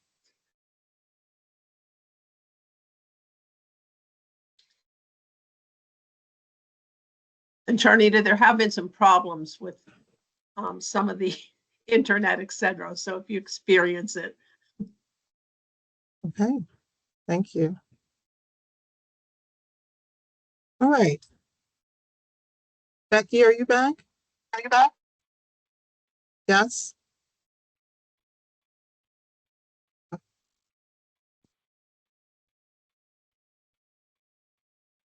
All right. Why don't we get started? Okay. Welcome back, everyone. I'm Charnita Ziegler-Johnson, co-chair of the coalition. Let's start with Jennifer. What do we have here? Just the work group updates. Okay, so we're going to hear a little bit from each of our work groups and subcommittee co-chairs right now. And we'll start with clinical trials and colorectal cancer group, Lynn and April. Thank you. Our first presentation is going to be on clinical trials, and I co-chair that with April Barry. I will start and then she will finish. As you can see, it was about probably 2 years before it came to fruition of planning that we actually launched ECHO 1 for clinical trials. It was very successful. We completed 5 sessions and we had 90 participants. We feel very strongly that it's strengthened collaboration between the regional cancer centers and the healthcare systems. We expect data outcomes mid to late December, and then we will prepare an analysis and inform the collaborative of the results. There is currently a manuscript underway, and we are working closely with the evaluation subcommittee with the data. We did do pre and post testing, and there was CME components available for this. We had a small group that actually worked together to develop ECHO, and we worked very closely with William Callow and his team. And we are very proud of the outcome of this series. And we do feel that it had an impact on increasing knowledge for sure regarding clinical trials, and hopefully will increase clinical trial accrual. April? Hi, good morning, everyone. Thank you for joining us today. We are in the planning stages once we get the data results to plan a project that goes canceled clinical trials too, because we have gotten we are getting information about where there are patient and provider level barriers. And additionally, one of the accomplishments of the work group for 2025 is we updated the clinical trial referral and access resource for healthcare professionals. I am trying to drop that in the chat, but apparently I cannot at the moment. So we can send the links if anyone is trying to drop things in the chat and links with the PowerPoint presentation. Next. Thank you. Okay, moving right along, and April, I think you're up first on the colorectal cancer update. Again, yes, one of our accomplishments for 2025 with the work group is we updated the employer and business resource, which basically is a model policy for developing strategies to give people time off from work. So again, I can't drop it in the chat. It is available on PA Cancer Coalition .org, and we can send the link out when the PowerPoints are forwarded to everyone. Lynn? Right. As you can see there, and Dr. Yang's presentation was very timely. Our goal for the coming year is actually to start to look at early onset colorectal cancer. We're starting by gathering data, some of which we've obtained and we'll be sharing with our work group in February. And as you know, at least earlier in the year or last year, we did do a media campaign about young people and getting cancer and getting screened early at 45.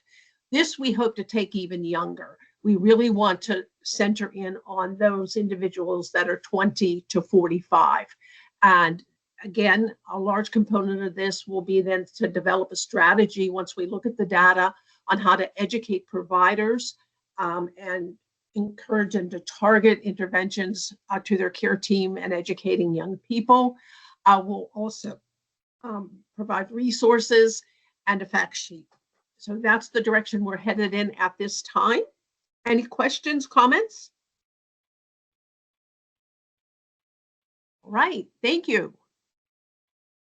Thank you so much. This is moving in wonderful directions. Thank you for all the work you're doing. Next, we have the Environmental Health Group, Fern and Danny. Hi, good morning.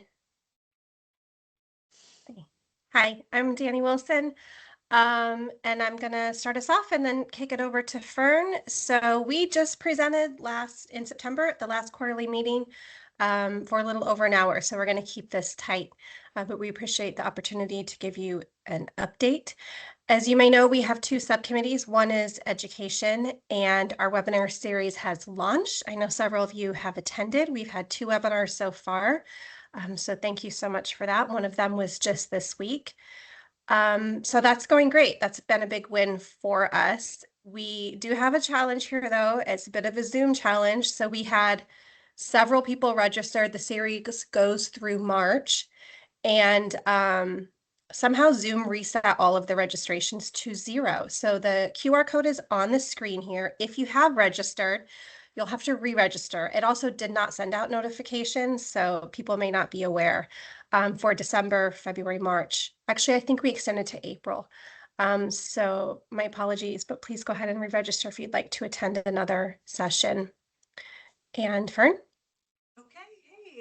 For the policy subcommittee, we're still working through how to do legislative engagement to connect lawmakers, advocates, and residents to discuss key environmental health bills and promote civic participation, along with community partnerships via local governments to link healthy consumer choices with local economic growth. Now, our challenge is finding people who can lobby for specific bills. Anyone can really advocate, but once something becomes a bill, some people are prohibited from lobbying due to their job. So that's where we're at. As Danny said, we had presented extensively last quarter. So that's all we had really planned to share this time. Thank you so much. Questions? Yeah. Any questions? Quick one. For the Healthy Homes for Healthy Kids webinar, have you been able to, that one just happened.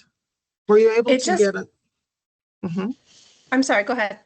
were you able to get this information out to various schools and organizations and make sure the parents were aware of this one? Yes, the committee actually did a lot of individual networking to their organizations, and our target audience was daycare centers, daycare providers, individual daycare providers, parents, PTAs, things like that. We also were able to offer, I don't know the exact designation of continuing education credits because it is for daycare providers. I'm not sure of the name there, but we are able to offer that if people attended. So it was a pretty healthy webinar. We had almost 50 people registered. It was 47 or 48. The recording hasn't been sent out yet. We actually are waiting to, we wanted to announce our January speaker before we send the recording out this week. So hopefully that happens. The January speaker is still not finalized. But if we don't get that speaker finalized, we'll still send the recording out this week and it will continue. I don't know, do these webinars live on the PCC website after they're complete? Or would you like them to? I think that would be amazing. Yeah. Okay. Please. So if you need a different file than the one that Andre sends out, let me know and we'll make sure that you're able to do that. It was the speaker for December 9th was Michelle Nacaretti-Chapkis from Women for Healthy Environment, and it was chock full of information. And there were people present who, from my perspective, are fairly new to this type of way to live your life, because you could tell by the questions in the chats. A lot of times when you receive this information and you're brand new, it's very overwhelming, and there was some indication of that. Where do I start? Things like that. And specific questions like, you know, which plastic containers are okay? Is it only bad if you heat them? And so those you know, day-to-day details are super important for people, and there was some focus there. So I do think we reached people who hadn't been hearing this information before. Thank you so much. It's wonderful. We've got to reach people earlier in the life cycle. So Absolutely. this is perfect. Thank you. Yeah, well, most people assume that if it's available, it's safe. If the government is allowing it to be purchased, then it must be okay. And, you know, that's just not the case. So it's a barrier to get through for sure. Sure. Thank you. Other questions? Okay, thank you so much. Thank you. Next we have the evaluation subcommittee, Mark and April. Yeah, hey, it's Mark. I can start, and then April can jump in as well. So again, just to kind of piggyback off of the update on the clinical trials collaborative, you know, a close working relationship with the evaluation subcommittee. Obviously, Penn State just did an outstanding job leveraging their infrastructure for the Project Echo, gave us a great platform. I think we learned a lot about the process. We look forward to being involved in other, you know, supporting additional groups that may want to do similar works in the future. And so we're continuing to look at the data that has come in. As was stated before, there was both registration information on participants, individual session evaluations, and then also a post program evaluation as well. So a lot of data to look over and understand like how we can improve processes and build upon that experience. So overall, really exciting opportunity and a good example of how initiatives within the PCC can align with the evaluation subcommittee. There's certainly strength in numbers. We're always welcome to have additional PCC members join the evaluation subcommittee. And you just never know what the next opportunity is going to be to support an initiative across the PCC when it comes to thinking through, how do we set up our activities in a way that we set them up correctly up front that helps us learn from them and improve them after the activity. So happy to support that. April, do you want to provide additional updates? Yes, thank you, Mark. Again, the work group they worked hard on updating the Evalu resource for cancer control. I can't drop into the chat. We will send that link out as available on PA Cancer Coalition as well. Additionally, I am going to drop in the chat, and I hope this works. If you cannot get this survey, we have updated the meeting survey. The work group has done some analysis because we had gone to all poll questions for our annual membership survey. We kind of realized with Mark and Sharnita's help that we're losing some great information that we kind of need for the evaluation of membership satisfaction. So rolling out in 2026, you can probably expect sometime in May, we're going to send out an abbreviated version of what used to take 15 minutes. We want to have it kind of down to 5 so we can begin to collect data and report back to the coalition on the membership satisfaction. And I have dropped the meeting survey in the chat. If you could complete that at the end of the meeting, that would be wonderful. It helps us evaluate our quarterly meetings and your as membership satisfaction. Thank you. Thank you so much. Does anyone have questions? April and Mark, I know that there was a time that we talked about perhaps supporting individuals within the PCC on various projects that they may have separate from the PCC. Do we still have bandwidth to do that? Is that something that we still offer and support?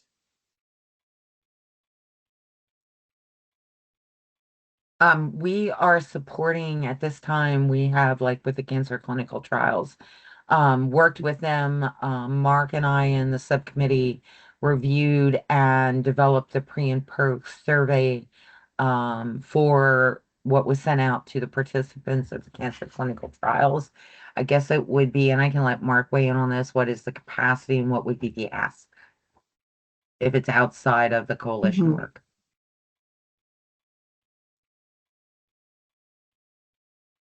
Mark, any thoughts?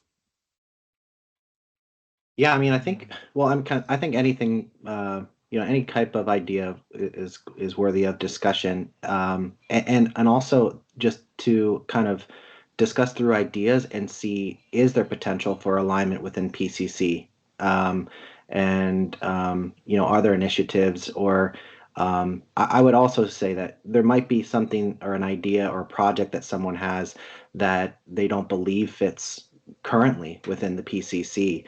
I think the evaluation subcommittee is interested in those because, we will also want to evaluate the overall effectiveness of the PCC and know that our working groups that are established today are supporting the activities that are priorities and that align with our plan. So I think it's always worth a discussion. Don't hesitate to reach out if you have ideas or projects that need evaluation or consultation or partners. Wonderful. Thank you so much. And one other thing, we had talked about, Mark and I and the subcommittee maybe doing a presentation in the future next year on what is evaluation, kind of like Evaluation 101 in line with the resource that has been developed. So we can have further discussions if that's something that the coalition would like a presentation on. Definitely of interest. Thank you so much. Any other questions? Okay, we'll move on to genetics genomics work group. April again, and Rachel. Well, Rachel apologizes. She just texted me and cannot make it due to a student emergency. Very quick update. We have updated the genetics genomics provider toolkit that came out 2 years ago. And this year, one of our accomplishments has been that the work group or subcommittee completed a patient and family-centered genomic toolkit with a lot of great resources for families and patients to utilize when making decisions about genetic testing.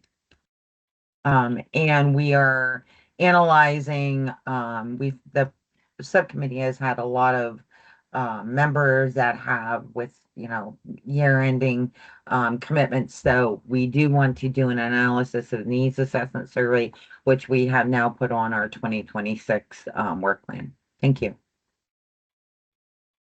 Thank you, April. The toolkits are currently available on our website? Yes, that is correct. Great, thank you. Anyone have questions?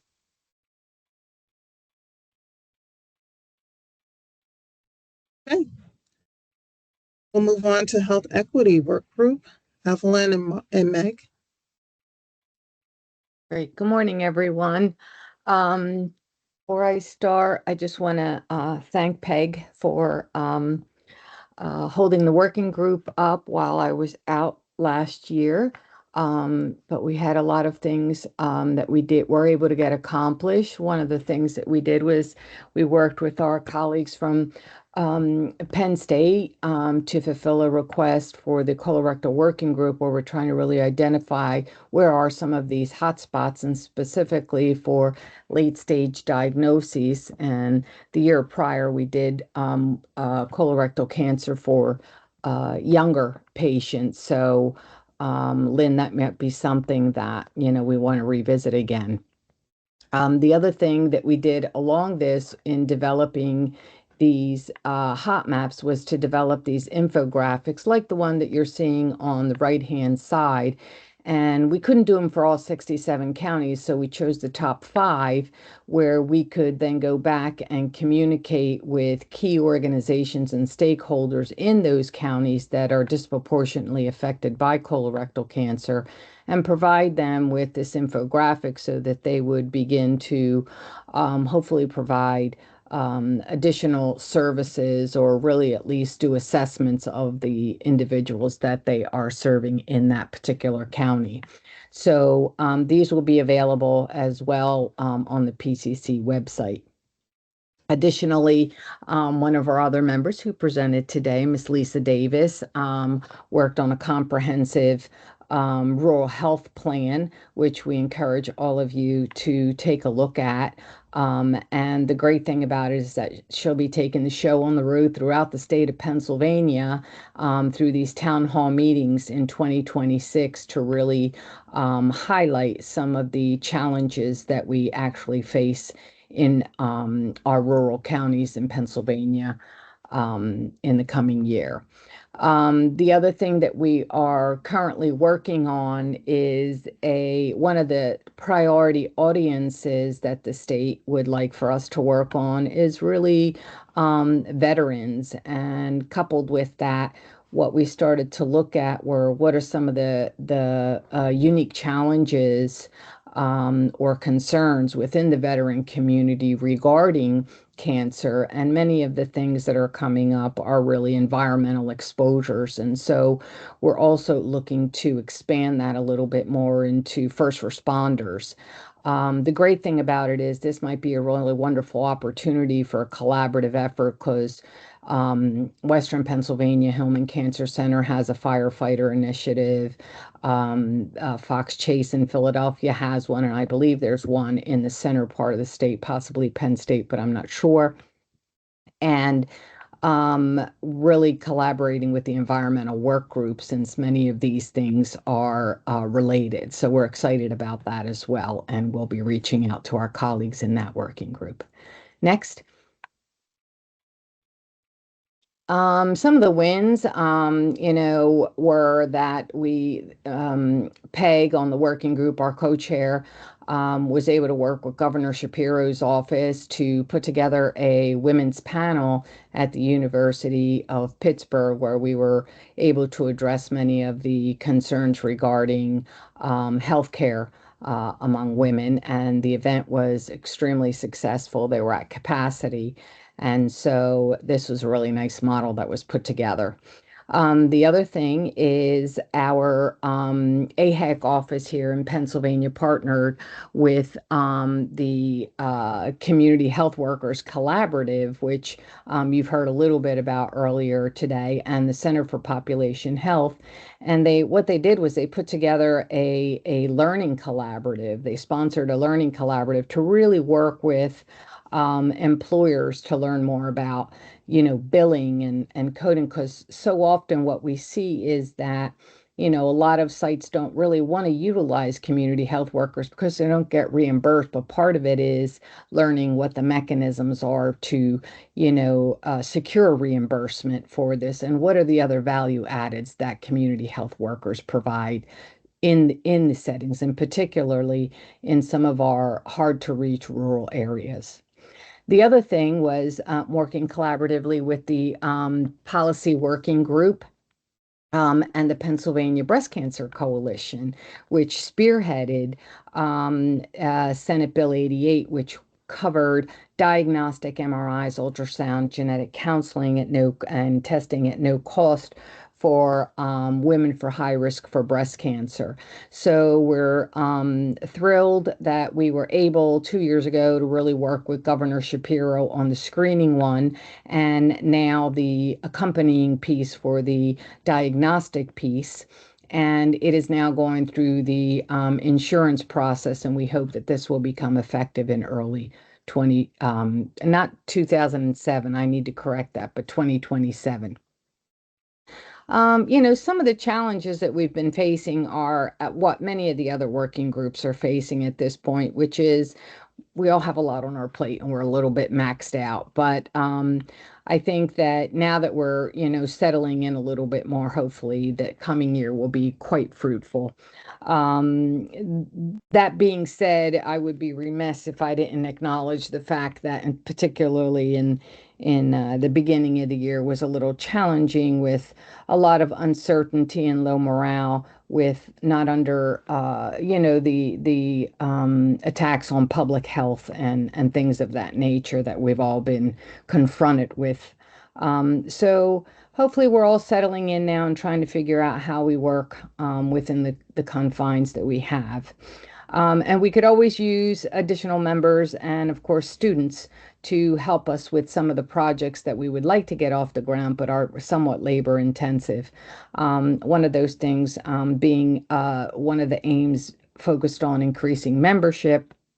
We are holding off on that because, as Mark shared with you, we have a broader initiative that will be feeding into. So thank you so much. And that's all that I have. Does anyone have any questions or anything they'd like to add?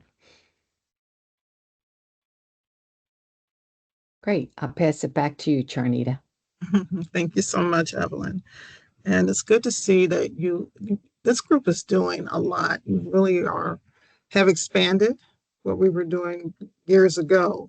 And I love to see all the different directions you're taking with some very targeted efforts.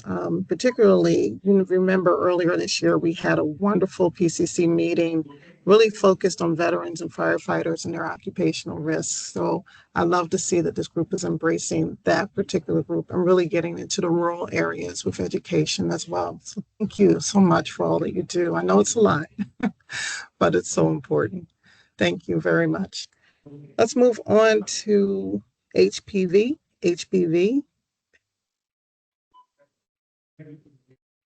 Great. Thank you, Charnita.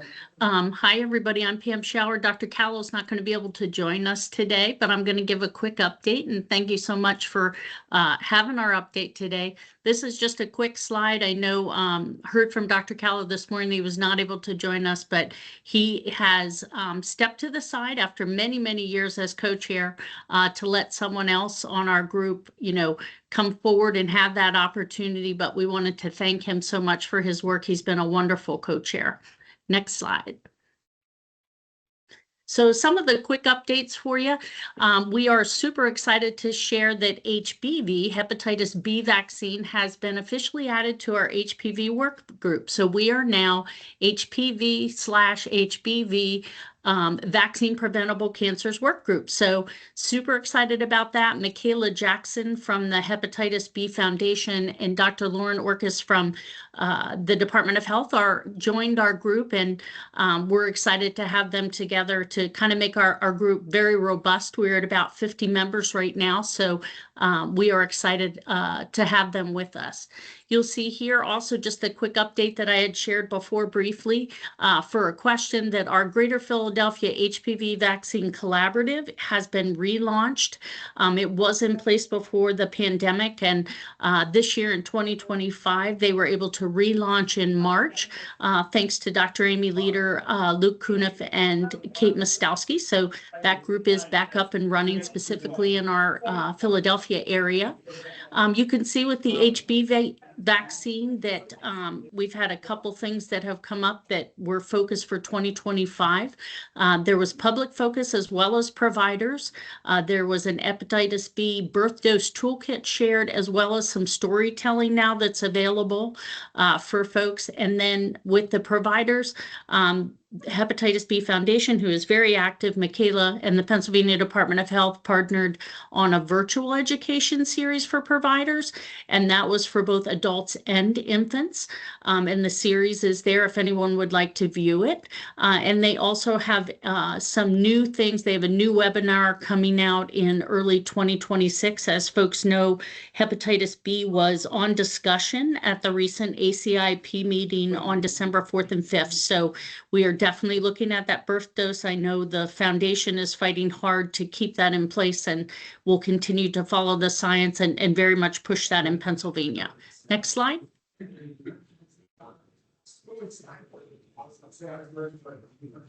And I think somebody has to mute their thing. I can hear them in the background. And then just a couple of final updates. In June of this year, Pennsylvania joined, it's called the Big 12 two-day summit in Chicago that the American Cancer Society hosted. And they brought together the top 12 states across the nation that have the largest number of adolescents within their state for the most impact on HPV vaccination. And we were able to take our relaunching Philadelphia group. Dr. Leader and Luke were both there, and we were able to do some strategic planning at the summit. And this group continues to meet now with facilitated calls with the American Cancer Society, and they're sharing among the top 12 states. And that has really been exciting and really interesting to see in terms of states like New York and things that are doing things legislatively or with their IIS systems that, you know, other states are able to look at and make those changes as well. So that group from the summit has been super exciting, the Big 12. Dr. Callow actually created some new HPV survivor videos. If folks have not seen them, he previewed one at our last call for the work group, and it was just wonderful. So he and his team are working on those. And as we know, those survivor stories really make a great difference and oftentimes have a lot of impact. They're being shared with parents. So that has been an exciting initiative as well. And then in March, as folks know, the work group does our HPV awareness campaign in the first week of March, and we have traditionally done our provider call to action letter for a strong recommendation. This was the first year in 2025 that we added HPV language to the letter, and this year we easily surpassed our 2024 goal, and we reached almost 29,000 providers with various associations through health center networks, health system networks. So very much a success in Pennsylvania this past year. And we did have some new work with the MCOs joining us as well with getting the letter out over Pennsylvania and really recommending a strong recommendation for HPV. And then just as Brenda had shared, we are looking for a co-chair. So if anyone has interest, I would love to have someone join me as the co-chair for the HPV work group for 2026. I'll send it back to you, Sharnita. Thanks, everybody. Thank you so much. Anyone have questions? Sharnita, will you please ask everyone to make sure they're muted? There's Yes. still It's in background. the background, yeah. Okay, I think they heard you. Thank you. Thank you. Please mute everyone and stay muted unless you are speaking. Okay, so thank you so much for that, Pam, and for all the work your committee is doing. You know, we're in some winds right now that are kind of pushing us backwards when it comes to vaccines, and really important work. Please also express our appreciation to Dr. Kahlo. It's wonderful that he was able to serve us for as many years as he did. And if anyone is interested in coming into this leadership position and join Pam, please reach out. Thank you again. Thank you, Sharnita. Okay, lung health, Susan and Cody. Hi everyone, thanks for having us. My name is Susan Crambo and I'm a health promotion specialist at the American Lung Association in PA. I am joined here today with our new co-chair, Cody Asperl, who is my colleague here at the American Lung Association. He is stepping up and will be starting in January helping us out. So we're excited to announce that. As for our updates for the lung health work group, we don't really have any strategy updates, but we do have some wins and achievements I can share. So we had some of our members attend events where lung cancer screening, tobacco vaping, and radon resources were distributed. We also had promoted the Pink and Pearl campaign in 2025, and this is a campaign that combines lung cancer screening and breast cancer screening into one campaign. Another topic we have here is that Thomas Jefferson University has an initiative to increase shared decision making and lung cancer screening. So we're excited to hear some updates about that and what's going on there. As for the radon side of things, we had some of our members engage with daycares with radon education and resources. And we also have we're looking to introduce 2 bills for mandatory school radon testing. The latest update we had was that each bill had over 20 sponsors. So that's really exciting news. And we're excited to hear more about that. And then the last thing we have here for our wins and achievements is that we're working with a prison system in North Central PA to integrate quit smoking programs. So just kind of a new place to kind of insert some of those programs. So we're excited to see more about that. Next slide, please. So as for the barriers and challenges, this is kind of the same as that we presented from last year, but just kind of want to emphasize some of the things that we shared. We have a lack of response from organizations when attempting to make partnerships. That could just be because of how much people are taking on, not having the time. It's hard to make those partnerships with other organizations. We also have some grant work takes time and patience, and sometimes are limited by resources and time to get grant applications submitted for this assistance. It's also tough to get into the state and Senate with information, so non-governmental groups would have to take the lead in this. We also have an increased push for lung cancer screening, and we're hoping that radon will fall in line with that when it comes to the healthcare field and physicians. And then lastly, we have a lack of communication between physicians and patients regarding lung cancer screening. So that is why the initiative of looking at that relationship has become a thing. And the last thing I have here that I always share out is the State of Lung Cancer Report for 2025 that the American Lung Association puts out every year. Just 2 highlights from it is that in Pennsylvania, 19.8% of those at high risk were screened, which is not significantly different than the national rate of 18.2%. And then Pennsylvania ranks 17th amongst all states, placing it in the average tier. So that is all I have today. If anybody has any questions, please let me know. Thank you. Thank you so much. Any questions?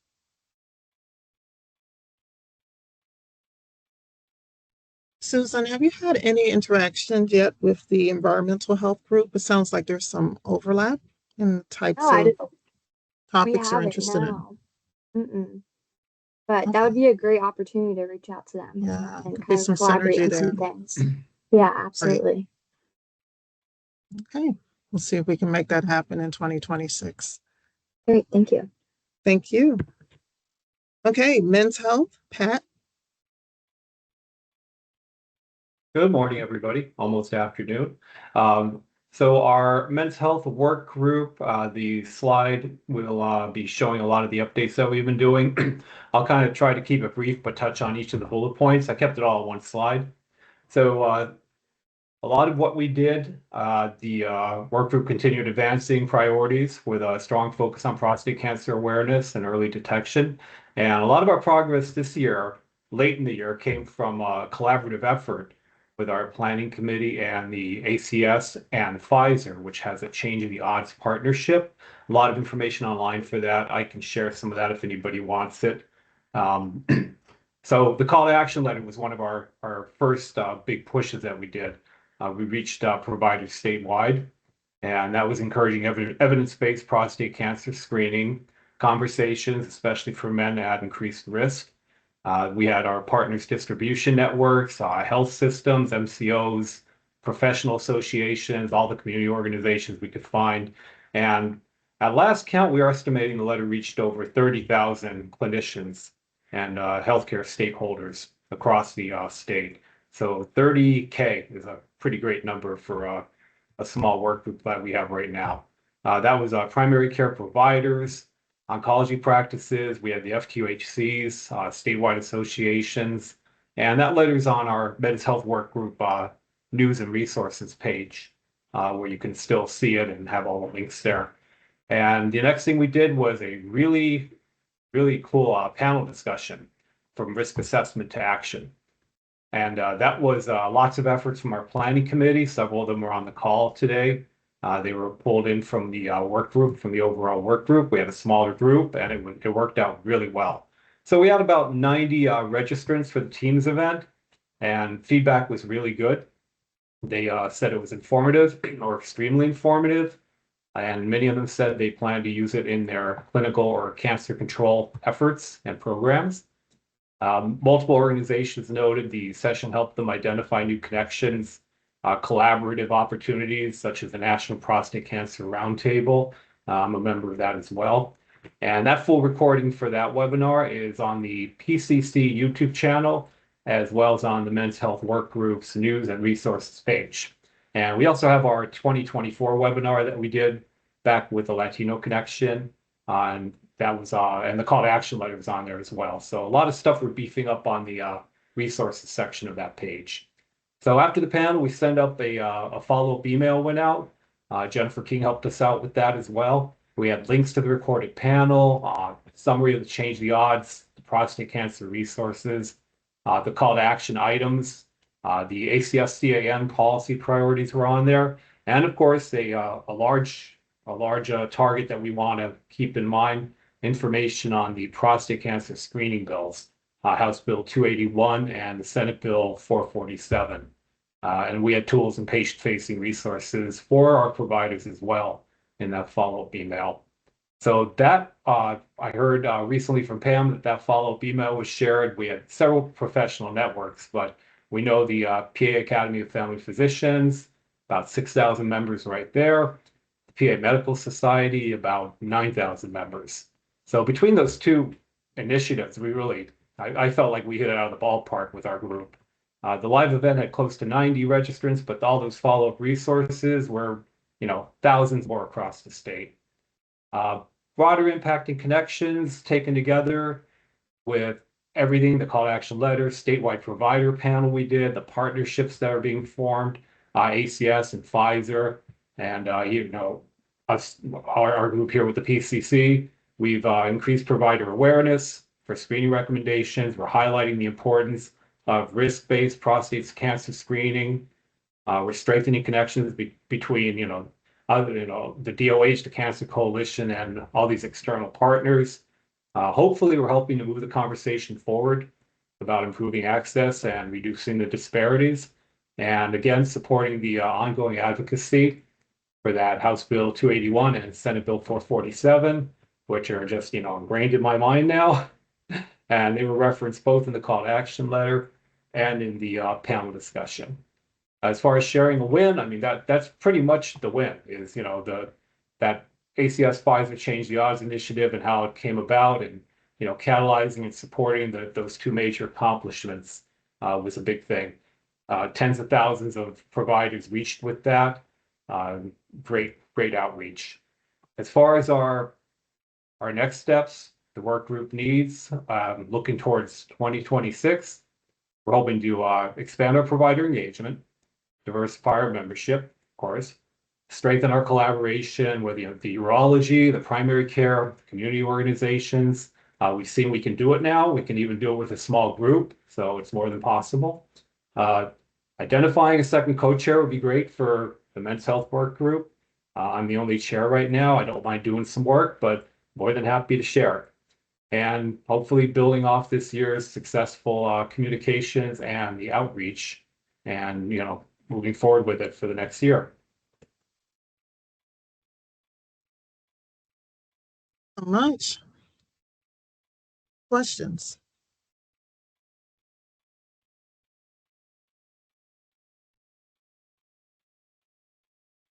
Work that you've been doing and leading.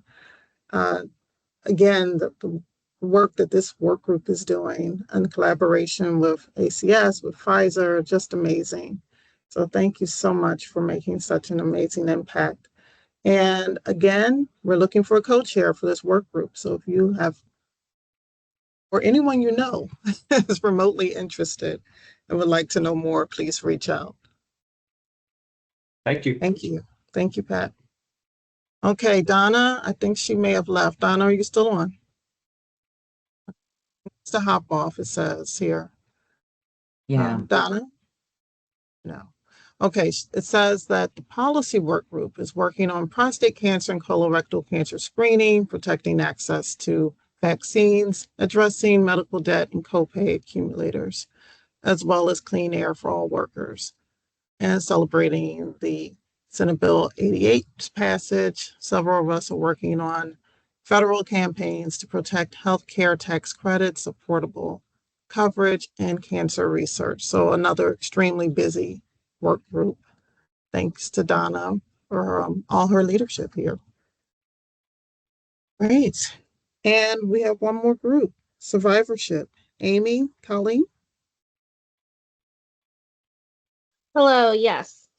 Do you have our slide? Okay, thank you. So the strategies for our resources for survivor and connections to CBO's legislation and collaborations. One of our big success that we have had within our work group for Colleen and I is that we have grown immensely in our membership. We have been getting a ton of referrals into our work group from the staff team, and we have been reaching out to all of them. It feels like at least weekly, we're getting more membership requests for our work group. So that's amazing because we do have a good bit of people listed on our membership list, but we don't have a ton of people that can attend our meetings or are considered to be active with us. So that kind of gets right into our barrier there that you see the time to move our work forward and awareness with needing additional membership to be active in order to really increase our main objective for our strategy right now that I'm going to talk about with our resource list. It is just taking some time to really move that work forward. And then create awareness that this will become a resource that can be utilized. It's going to be housed on the PCC website. So we're still in the process of creating the information listing to be able to hand it to IT to get it up on the website. So that is something that we are looking forward to in the next few months here to actually send out to the full PCC to have all of you add in the format within our document that we have for resources for survivorship and cancer patients. So that is just something to look forward to in the next few months, that we should have that opened up to everyone else. And Colleen and I are probably going to schedule meetings with all the other work group chairs just to kind of go over that process, as it is one that is heavily reliant on having the correct format for data entry into that document.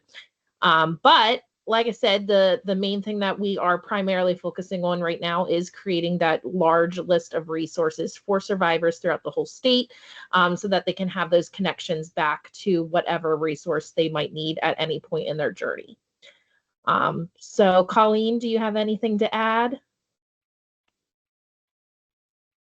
Hi, everybody. No, Amy, I think you got it.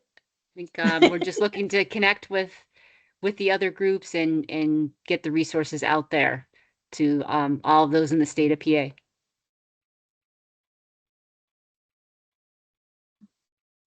Thank you No one both else so has any much. comments or questions? Sorry, go ahead. No, that's fine. Any questions? Thanks all. Happy holidays.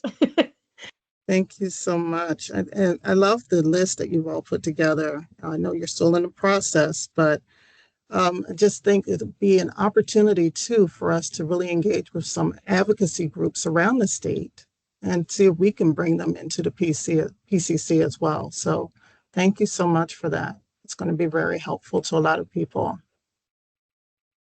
Okay.